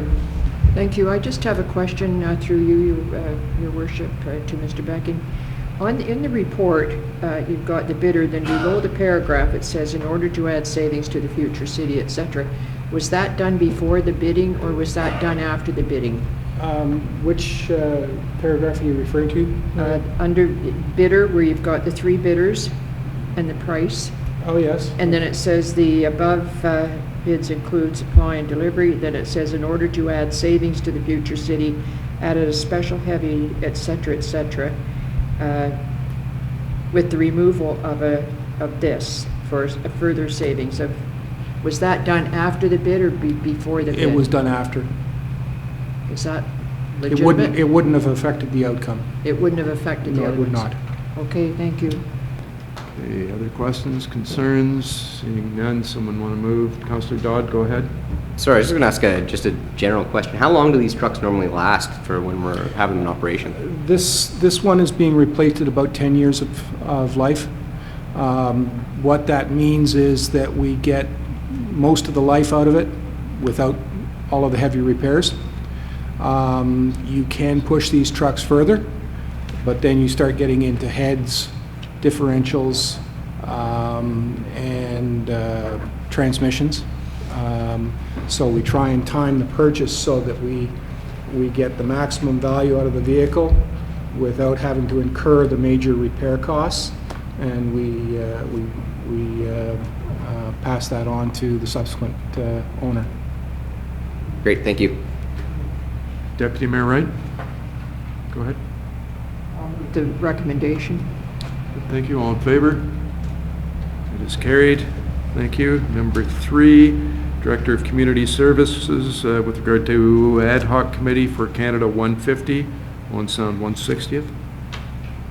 Will we have the report presented first, or? Thank you, Worship. At your last meeting, you'd asked for a report regarding the creation of an ad hoc committee on the celebration of Canada's 150th as well as Owen Sound's 160th. And 2017, as outlined in the report, certainly is nationally as well as locally an important year to celebrate a number of anniversaries. So the Government of Canada is well underway with the planning toward different initiatives to mark the 150th for Canada. They have a theme already for the celebration is Canada, strong, proud, and free. They have created a logo that was developed by students. They've developed the Community Infrastructure Fund, and as you know, Council has applied under that fund. There's also the Canada 150 Fund, and that is a fund that is geared toward municipal governments who are able to apply under the program for funding for local celebrations that will help build a sense of pride and attachment to Canada as part of that celebration. So as you've asked, we're recommending that an ad hoc committee be formed in 2 phases. The first phase would be a small group of up to 3 councillors who would help finalize the terms of reference as well as set a general scope for the event. That would also help determine the number and composition of non-council representatives on the committee. Phase 2 would then start in 2016 with the non-council reps and on the ad hoc committee and other community partners starting to attend meetings. At that point, we would know enough about the celebration being planned that we would be able to make an application under the Canada 150 Fund. We understand it takes up to 36 weeks to get notice of grant application, so we're recommending that we do that early in 2016 so we know what type of grant, if any, we have. In terms of staff support, as the ad hoc committee would start its work, I would resource that together with the events facilitator. The director curator of the Tom Thompson Art Gallery has also done a lot of work in terms of the preparation for the celebration of the anniversary of Tom Thompson's death, so she may be involved sooner, if not sooner than later, through the work of the committee. So the recommendation is that this council would appoint 3 members to an ad hoc committee and then request the ad hoc committee work with staff to finalize the terms of reference and then oversee an application to the Canada 150 Fund for the celebration. Good, thank you. I had a couple of hands that went up quickly. Councillor Kepke. Thank you, Your Worship. I'm certainly pleased to move approval of the recommendation and would like to serve on that committee, given that it's a special year for my marriage. It'll be 50 years for our anniversary. So it's 2017 is a big one. So we'll add a lot of things to it, but I'd be happy to sit on that committee. We're not spending this money. No. I don't think the Prime Minister, No, I don't think so. He might care. No, but it's just special to me. Okay, just want to poll, who else is interested in being this committee? Councillor Lemon's got his hand up, Councillor O'Leary's got his hand up. And so we're talking about 3. Maybe you want to play through with that motion then, Councillor Kepke. Then appointment of myself, Councillor Lemon, and Councillor O'Leary to the ad hoc committee for the Canada 150th. And the rest of the recommendations. And the rest of the recommendations. And any other comments? All in favor? That is carried. Good, thank you. Number 4, report from Manager of Planning and Heritage with regard to former Goodyear plant. I think this comes from our public meeting, the last meeting we had. Ms. Coulter. Thank you, Your Worship. As you know, Northridge Property submitted an application for rezoning from an M2 to M1 on lands that contain the former Goodyear building on 3rd Avenue East. Council had a technical report in May and held a public meeting on June 15th. So the purpose of the report really is to follow up on the input that you had at the public meeting. You heard about the extension of 9th Avenue East. The key map that accompanied the application or the notice in the paper showed 9th Avenue East being extended north. So there is no proposal at this time to extend the traveled portion of 9th Avenue East, although it does exist as a municipal road allowance. If the city were to extend the road, we would be required to undertake a full environmental assessment process that also includes public input. I would note that our official plan does show 9th Avenue East as a proposed arterial road. It will be important at some time in the future development of the northeast section of the city, but it's certainly not required at this time or proposed in any way to support the rezoning. The second issue you heard about was drainage and flooding that may result as part of the future development of the lands. And again, as part of the rezoning, there's no expansion of parking or building proposed. Any future expansion would be subject to site plan approval and require a lot grading, drainage, and stormwater management plan, which would require that there be no increase in water leaving that site. So the conclusion is the proposal is consistent with the provincial policy statement. It's generally consistent with our official plan. The proposal is compatible with surrounding land uses and represents good planning. So the recommendation is that Council approve bylaw 2015-87 to amend the zoning and direct the clerk to give notice of that passing. Councillor O'Leary, you had your hand up. Thank you, Your Worship. I'll move the recommendation. Okay, any other discussion, questions? All in favor? That is carried. Thank you. Number 5. Ms. Coulter again, with regard to Community Waterfront Heritage Center proposed dining car site approval. Thank you, Your Worship. On May the, I believe it was the 25th, the Community Waterfront Heritage Center made a presentation to Council and they requested 3 things. One was approval to place a dining car on a location on the tracks at the property, approval for seasonal servicing of the car, and amending the lease between the Community Waterfront Heritage Center and the city and extending it by 5 years. So the official plan designates these lands open space and a variety of recreation and cultural uses are permitted.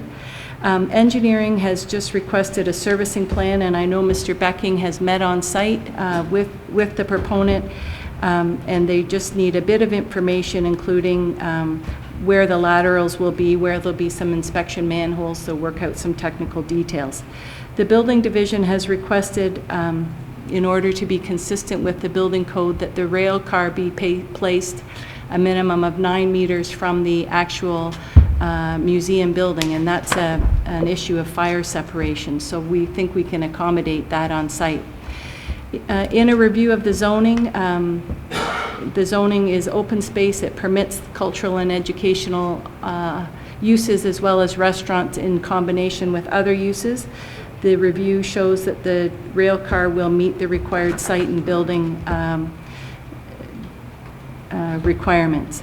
We are recommending one additional barrier-free parking space and that it be located adjacent to the other existing barrier-free space. In terms of the public open space, many of you attend concerts and activities that use this space, and we're just recommending that, and it's certainly supported by the requirements of the building code for the fire separation, that we try to locate those rail cars as far north on the existing tracks as possible to maximize the space in front of what we kind of consider the performing space at the museum on the wooden platform, so that it can be used. You'll see in the report there's the photo of Harbor Nights. So just try to keep those rail cars further to the north. We're also recommending that at some time the Community Waterfront and Heritage Center consider an extension of the boardwalk. Right now it's pea gravel. It's a little difficult for anyone to walk on, so we're recommending that the Community Waterfront Heritage Center consider an extension of the boardwalk, although it's not a requirement. So we're recommending the approval of the site plan with the conditions that I've noted, as well as council to authorize a bylaw to amend that lease agreement with that. Good, thank you. Councillor Lemon, I bet, yep. I would, with pleasure, move the recommendation. I do have one question, and the 9-meter setback. I'm finding this a little hard to understand, because in residential construction, as an example, we do not require 9 meters between dwelling units. Why is it so much greater, and where is it in the Act? Through your worship, the dining car itself is not subject to the Ontario Building Code.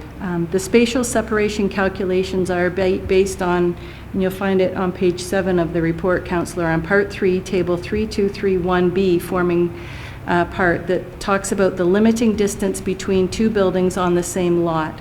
And it says, without proper dimensions and distances, the CBO has estimated the distance should allow for 100% unprotected openings. So those are windows, and the rail car does have a number of windows in the side. So the safe distance away from the station for 100% unprotected openings would be 9 meters. If Mr. Hicks looks at the rail car and there's less unprotected openings, perhaps that distance could be lessened. We are recommending to council that the rail cars be placed as far north as the existing tracks will allow, again, to maximize the opportunity to not have them encroaching into the open space in front of what I would call kind of the performance deck on the east side of the tourism and museum. Thank you. I have some more questions, but I'll ask them later. Okay, Councillor Lemon moved that. Other questions, other concerns? Seeing none, call the question. All in favor? That is carried. Good, thank you. Number 6, report from Planning Assistant with regard to sidewalk patio application from the Bean Cellar on 239 Ninth Street East. Thank you, Worship. We have had a request from the Bean Cellar for permission to place 2 tables and 4 chairs in the right-of-way outside their restaurant, and certainly this is exactly the type of use that is contemplated by the city's official plan. We do have some guidelines with respect to the placement of street furniture, as well as the zoning bylaw does regulate patios within the right-of-way. You'll see some sketches there. We have just had to move the patio, the placement of the furniture ever so slightly to have that clear space between the tree grate and the actual patio. And we are recommending that we enter into an agreement to allow this sidewalk patio. It would be delineated with white tactile tape. They're able to source that at a store locally, and we're encouraging them, although it's not required, that in, not this year, but in subsequent years, they look at trying to place some patio planters in the patio area as well. And they'll be taking that furniture in every night, so it won't be, it's not really heavy furniture, but it won't get thrown around the street as it will be taken in every night. So we're recommending council approve that request, subject to the conditions that are there. There are 4. Good, thank you. Deputy Mayor Wright? Thank you, and I will move the recommendation. It's a great idea to get a few more of these up. I just, they would fit better if they were out with the tree, you know, but I guess that's too close to the road. Yeah, we did talk with them about that because it eliminates that jog around the tree. Their concern is a lot of their patrons come there with young children, and that with one slip, the child's off into the traveled portion of the road, and they felt it would be safer for their patrons to be closer to the buildings. That's great. Okay, Thank you. However. Other questions, concerns? Call the vote. All in favor? That is carried. Good, thank you. Number 7, report, environmental superintendent with regard to Bayshore Community Center rooftop solar panels. Mr. Yes, Becky. Your Worship. Staff are recommending that council not renew the agreement with Horizon Energy Solutions. Council may recall that there was an agreement in place to put solar panels on top of the Bayshore. That proposal was based on a number of assumptions, not the least of which was that a new scoreboard and clock could be installed, but it would not exceed 3,100 pounds or 1,406 kilograms. On that basis, the agreement was put in place, and if the proponent was not successful in getting a fit assignment, then within 30 months of the signing of the agreement, then the agreement would be null and void. But the option was open to come back and get a renewal of the agreement. Subsequent to the agreement, the hockey club opted to install a scoreboard that was approximately 4,100 kgs, or about 9,000 pounds. I understand that the whole issue was reviewed quite thoroughly at the time, and the conclusion was that by dropping the post-disaster status for the building, the new clock could be accommodated, and on that basis then the approval was given. However, in doing so, it put the roof system at the limit of the structural system when you consider the additional weight of the clock as well as the snow loading. That is because you're dealing with a occupancy use, and under the building code there's a requirement for an additional 15% of available capacity, just because of the large number of individuals who could be in the building at any given point in time. The bottom line to it all is that it's no longer possible to put panels on top of the Bayshore roof and accommodate all of the other requirements. The proponent has inquired with staff as to whether the city would be interested in renewing the previous agreement, and obviously that decision rests with council, but it's staff recommendation that it not be renewed, and that the matter be put to rest. Okay, thank you.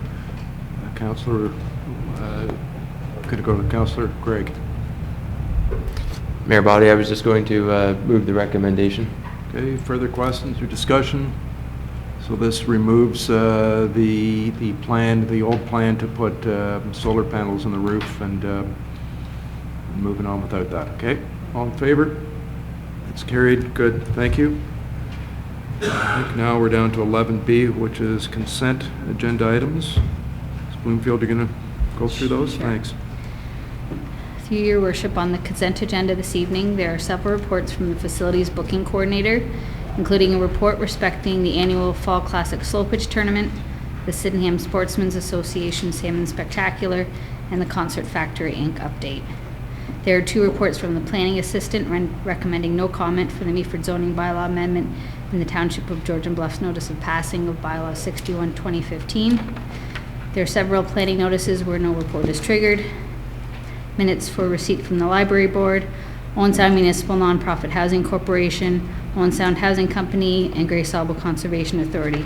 There's also correspondence received which is presented for the information of council. And thank you. Deputy Mayor Wright? Thank you. I will certainly move the consent agenda as read out by the clerk.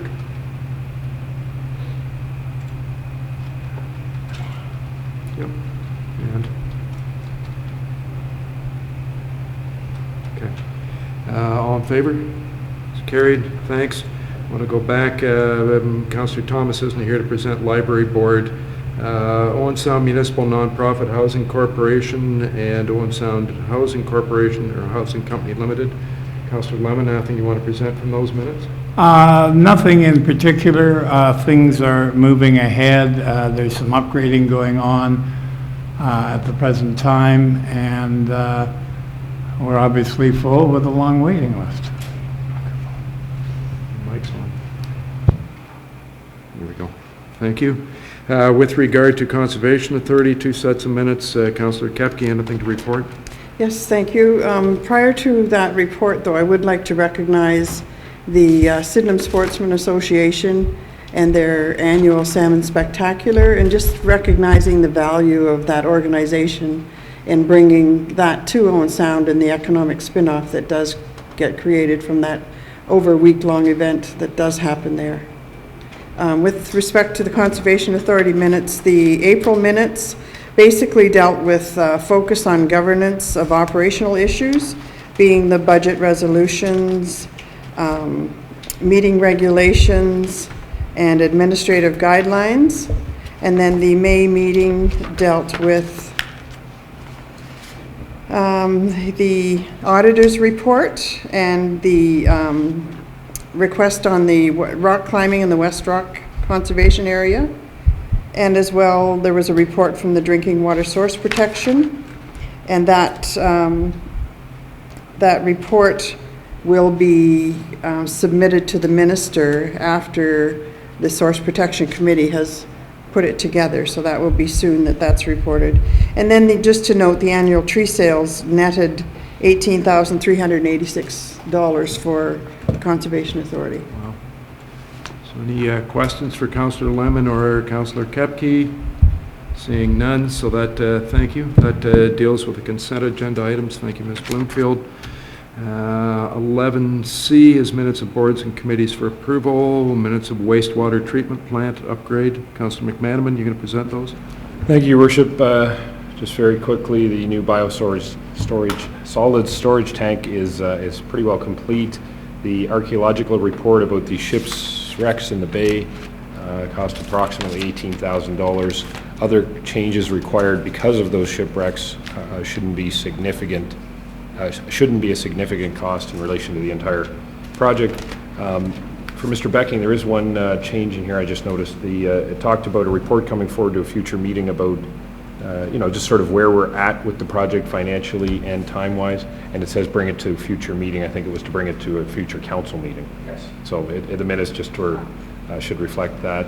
And we're looking at it in August, hopefully, perhaps September, a tour of the facility with council and the media, just to bring everybody up to date on what's going on there. The last point would be we had discussed using stamped concrete for the aesthetic effect on the side of the sewage treatment plant. It was an $80,000-ish discussion. We didn't feel that was a subject worth pursuing any further, so this motion says to not pursue that if it's passed by council tonight. That's pretty well it, all from the minutes. I would move them, Your Worship.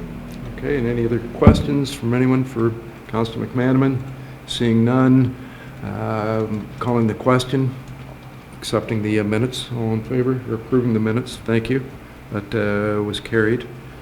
Minutes of in-camera meeting for approval, number 11D from June 15th, and confidential in-camera council meeting also on June 15th. Councillor Lemon? You moving them? Sorry, we got to move them before we vote for them. Yeah, sorry, I was moving them, that's why I put my hand up. Okay, all in favor? Both of those? Thank you.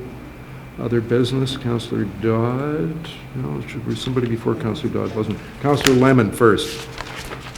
Thank you, Your Worship. One of the things that I asked to be sent out to all members of council was the concept of Maritime Memorial of the Upper Lakes.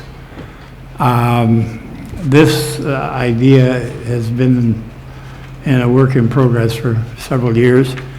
The modeling of the committee would be the same as did the Black History Cairn, which has now become one of the icons for Owen Sound.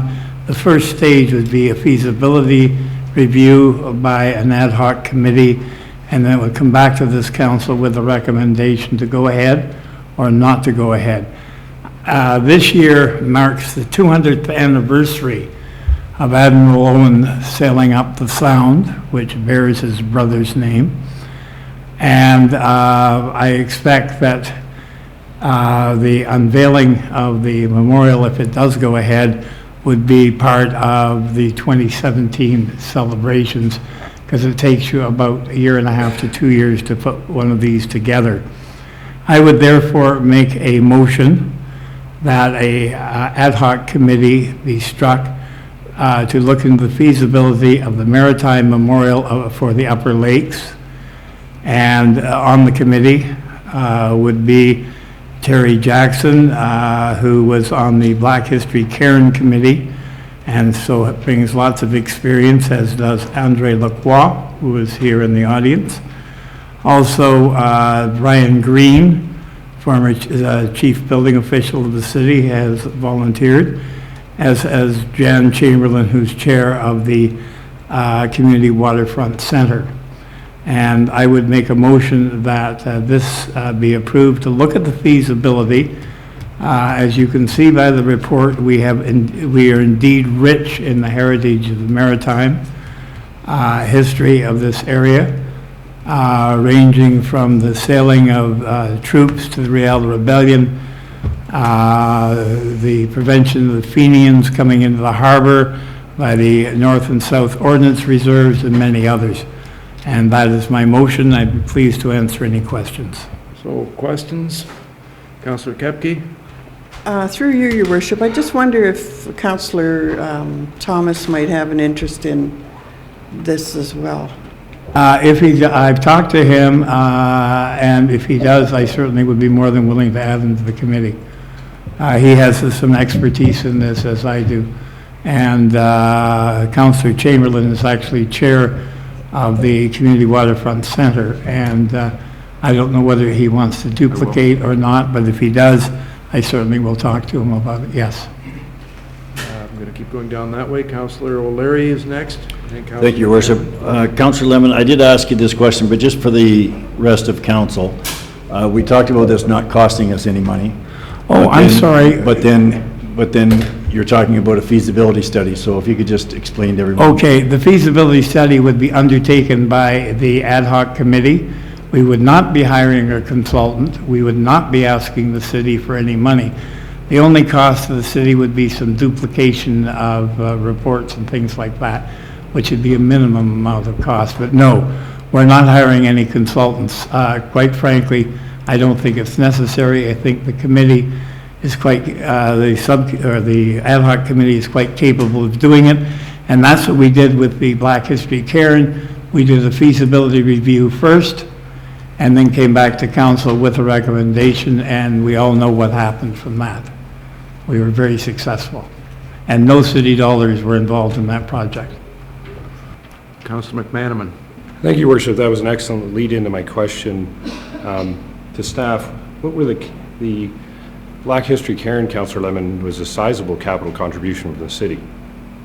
No, sir. There was no capital contribution by the city of Owen Sound to the Black History Cairn, and I would refer to the city treasurer. There was no money. All the money came from Trillium. Oh, and perhaps I misspoke. The Freedom Trail and the bridge portion of that. The Freedom, we got some money out of the Trillium for the bridge, and all the money went into the bridge. 50% of the cost, I believe, of that bridge was paid for from the Freedom Trail project, and that was negotiated with the then city manager, Craig Curtis. So the other portion was paid by the city? For the bridge at Harrison Park, yes. I won't be supporting the proposal. We have 3 ad hoc committees. Since our committee selection process in January, we've added 3 ad hoc committees since then. We just added a 4th one tonight. I think we have a limited number of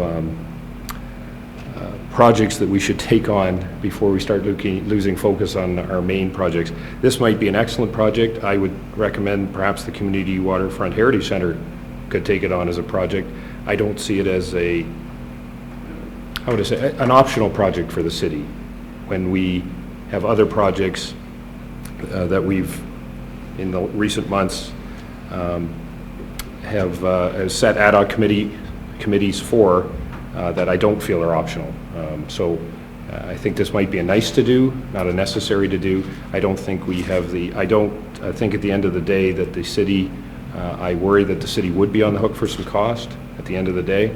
I worry that staff resources are stretched thin beyond belief currently. I think that would be involved, and so for that reason, and at the very least, if we're going to consider it, I would suggest it should be part of the committee discussion for 2016. If that's a priority for council at the time we discuss committees, so be it. But I don't think we should just add an optional committee at this time. Thank you. Just before I go to Councillor Gregg, I'm getting some suggestions from our clerk. Could you clarify the motion so we all understand it?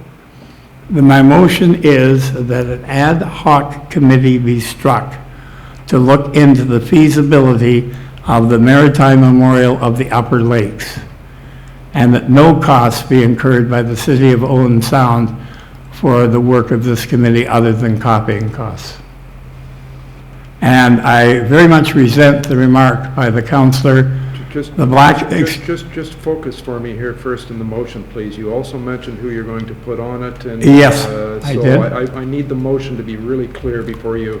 Okay, my motion is that an ad hoc committee for the Maritime Memorial of the to research in the feasibility of the Maritime Memorial for the Upper Lakes, and that serving on the committee would be Terry Jackson, Brian Green, Andre Lacroix, and Jan Chamberlain, plus of course myself, because I proposed the committee.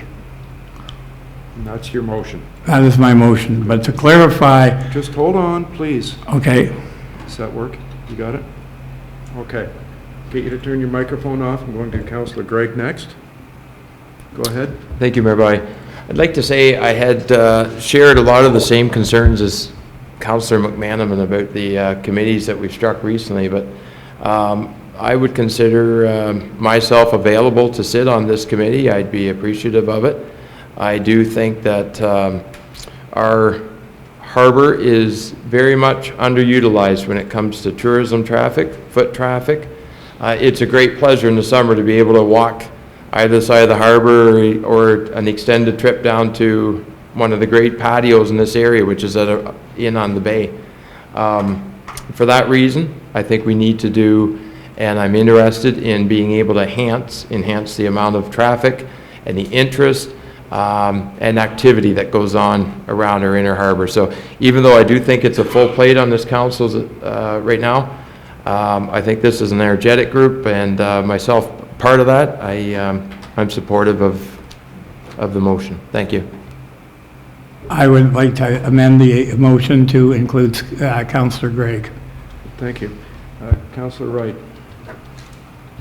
Thank you very much. I'm just thinking here that this committee that Councillor Lemon is talking about, that could just be a committee. It doesn't have to be an ad hoc committee of the city. It could go ahead and do whatever it wants to do and then make a proposal to the city about where they want to put it. It doesn't have to be connected to the city. I mean, there's nothing stopping a group of citizens from getting together and putting together a plan, which sounds like it might be pretty good, without the involvement of the city. then they could approach the city about where they would like to put it and get the city's approval at that time. Good, thank you. Councillor Your Worship, I am going to... Just hold on, Councillor Dodd. Didn't have your hand up? Okay, I'm going to let you complete then, or finish up, wrap up, Councillor Lemon. Please go ahead now. Well, I'm sorry, I do not agree with the councillor's comments that this is going to cost us money, and the suggestion that there was a whole whack of money from the city went into the Black History Cairn is completely inaccurate, and I would challenge him to find a record of such funds. I happen to know exactly that there was no money, city dollars, in the construction of it. It was 100% funded by Trillium Dollars. And I would point that out. I believe this is an opportunity, and if we don't take opportunities when they come along, they will pass us by. I believe we need to have activities on the harbor. I believe that for the last 20-odd years, and right now, we don't have enough on the harbor, and this would get a focus point. And we've certainly had interest from a number of groups and organizations already, and including the Royal Canadian Legion. I therefore ask that the question be put. I'm going to go to Mr. Ritchie first. Thank you, Your Worship. Could I just ask if there is any staff to support this committee, should it be formed, Councillor, or? At this point, we wouldn't need any staff, but if we form a committee to put it forward, then we would need a staff person to take minutes, yes. Okay, but I think Councillor Lemon called the vote, or suggested I call the vote, so I'm not going to take it. Like a vote of record, please. And he'd like a vote of record. To rise on a point of order, he said it was not going to cost the city any money, and just told Mr. Ritchie that it will require a staff member to take. I'm pretty sure our staff members are paid. So that's on a point of order. His motion is out of order, or... What I said to the city manager was, in the feasibility stage, there would be no cost to the city. I did say, however, if a committee is formalized to go ahead with the project, we would have to have somebody take minutes, yes. That's what I said, and that was the answer. To clarify, thank you. There will be a cost, perhaps later. I'm not sure. Councillor Kepke. I'd like to present an amendment to the motion, that this be not be a city committee, but that the only thing that the city needs to be concerned with is approving the 2 councillors that have volunteered to be on this committee, and that it be a committee of the community at this point, and then come back with a proposal. Yeah. If it was I'm confused. Why, if it was a public meeting or a public committee outside of council, why would we need to appoint councillors? Yeah, that's the point. I don't think it's a big deal. We're going to look at the feasibility as we did before. We'll come back to this council, and this council will decide, yes, we're going ahead with it, it's very exciting, or no, not at this time. So the councillors that are on it don't need permission from our councillor to proceed with this project? I Or think proceed with the feasibility of it? Depending on Councillor Lemon's motion that you've heard, we're either voting it up or we're voting it down. And he's moving that it would be a council of, committee of council of committee. Ad hoc committee, yes. Ad hoc committee of council, with 2 members and 3, whatever it was, public members, 4 public members, with whatever conclusion you draw on whether it's got a budget or not. I'm going to call the question. I have to call it first and then I vote. Then we call it one by one, correct? So all in favor of Councillor Lemon's motion, 1, 2, 3, 1, 2, 3, 4. You're voting for it? 5. It's carried. So recorded vote. Councillor Dodd. For the motion. Councillor Gregg. In favor. Councillor Kepke. In favor. Councillor Lemon. In favor. Councillor McManaman. Opposed. Councillor O'Leary. In favor. Deputy Mayor Wright. Opposed? Mayor Body. Opposed? Motion is carried with 5 in favor and 3 opposed. Good, thank you. Next other business was Councillor Dodd. You had 2 items, I believe. Thank you, Your Worship. I only had one item. One item. I just wanted to let everyone know that on July 9th at the Sweet Spot, which is a new store or a new location downtown, down by where the old painted wardrobe used to be. So it's, I'm sure you've all heard of it before. Anyways, we're creating a creative mixer. It's going to be called the Top 40 Under 40. This is something that we have talked about in recently over some council meetings. Anyways, it's an incorporation of the Economic Development Committee is what they used to have with the creative mixer, and now really incorporating youth. And its main idea is to share success stories, ideas, and skill sets in the business networking event for the young people.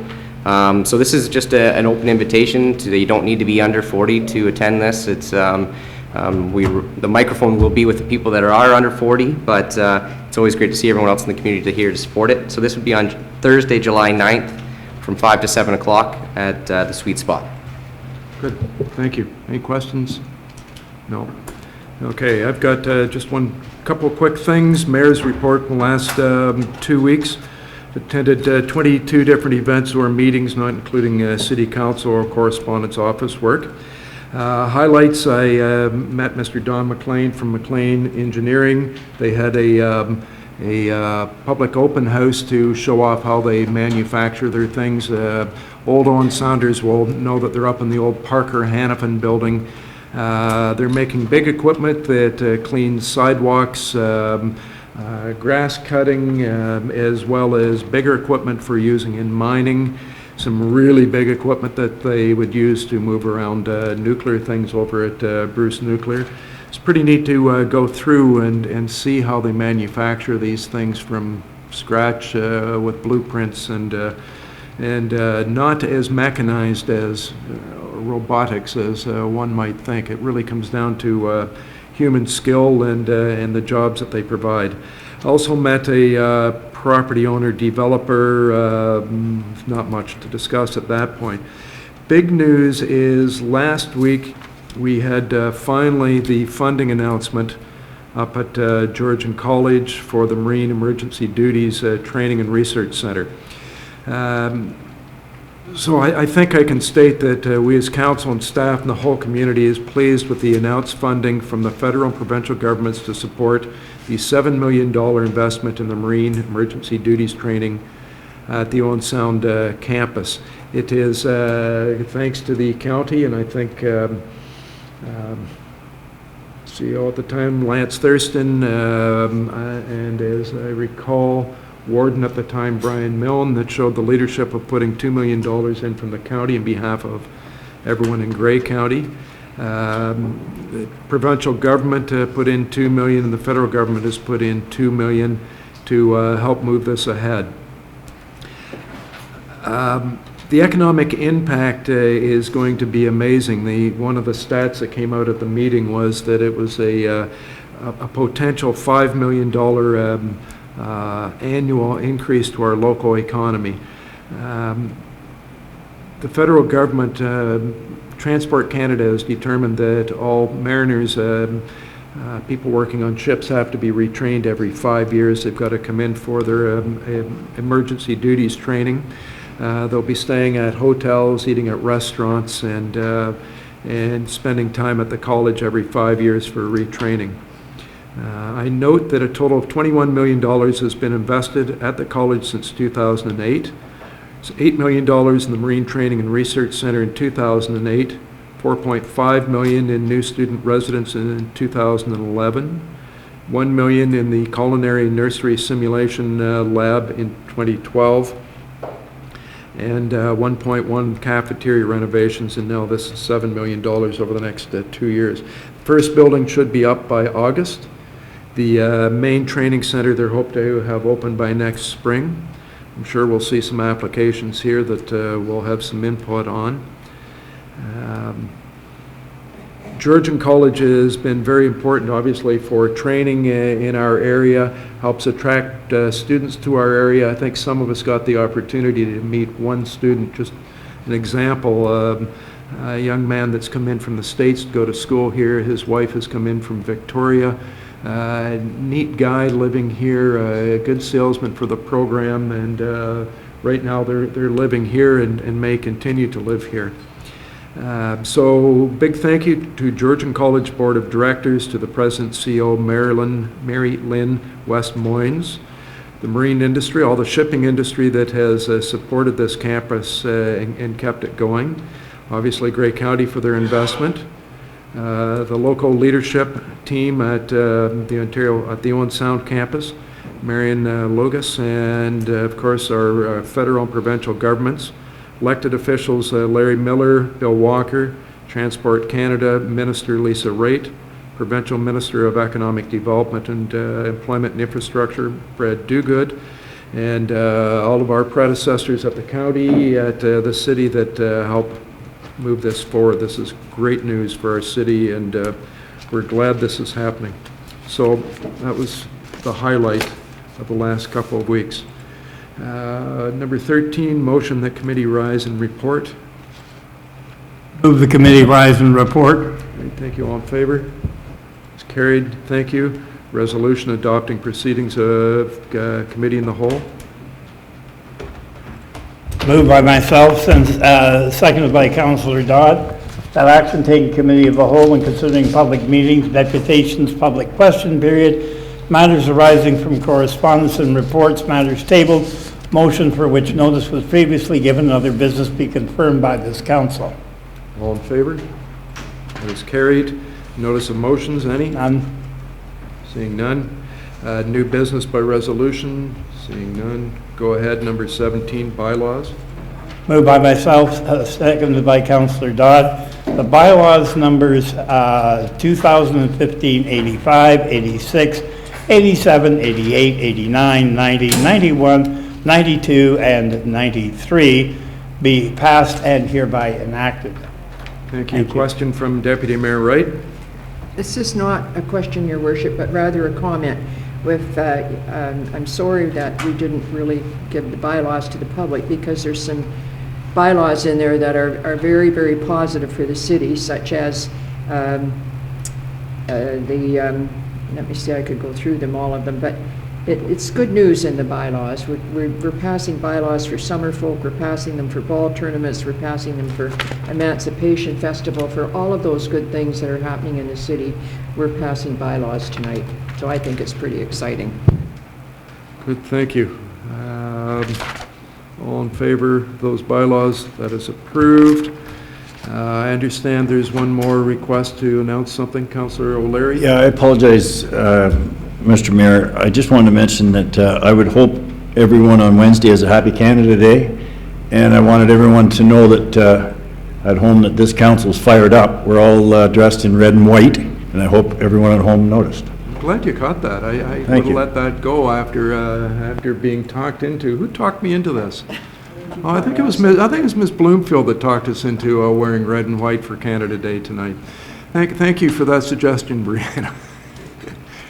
Good work, everybody. We've completed our business. Number 18 is a favorite number. It's the adjournment. Thanks.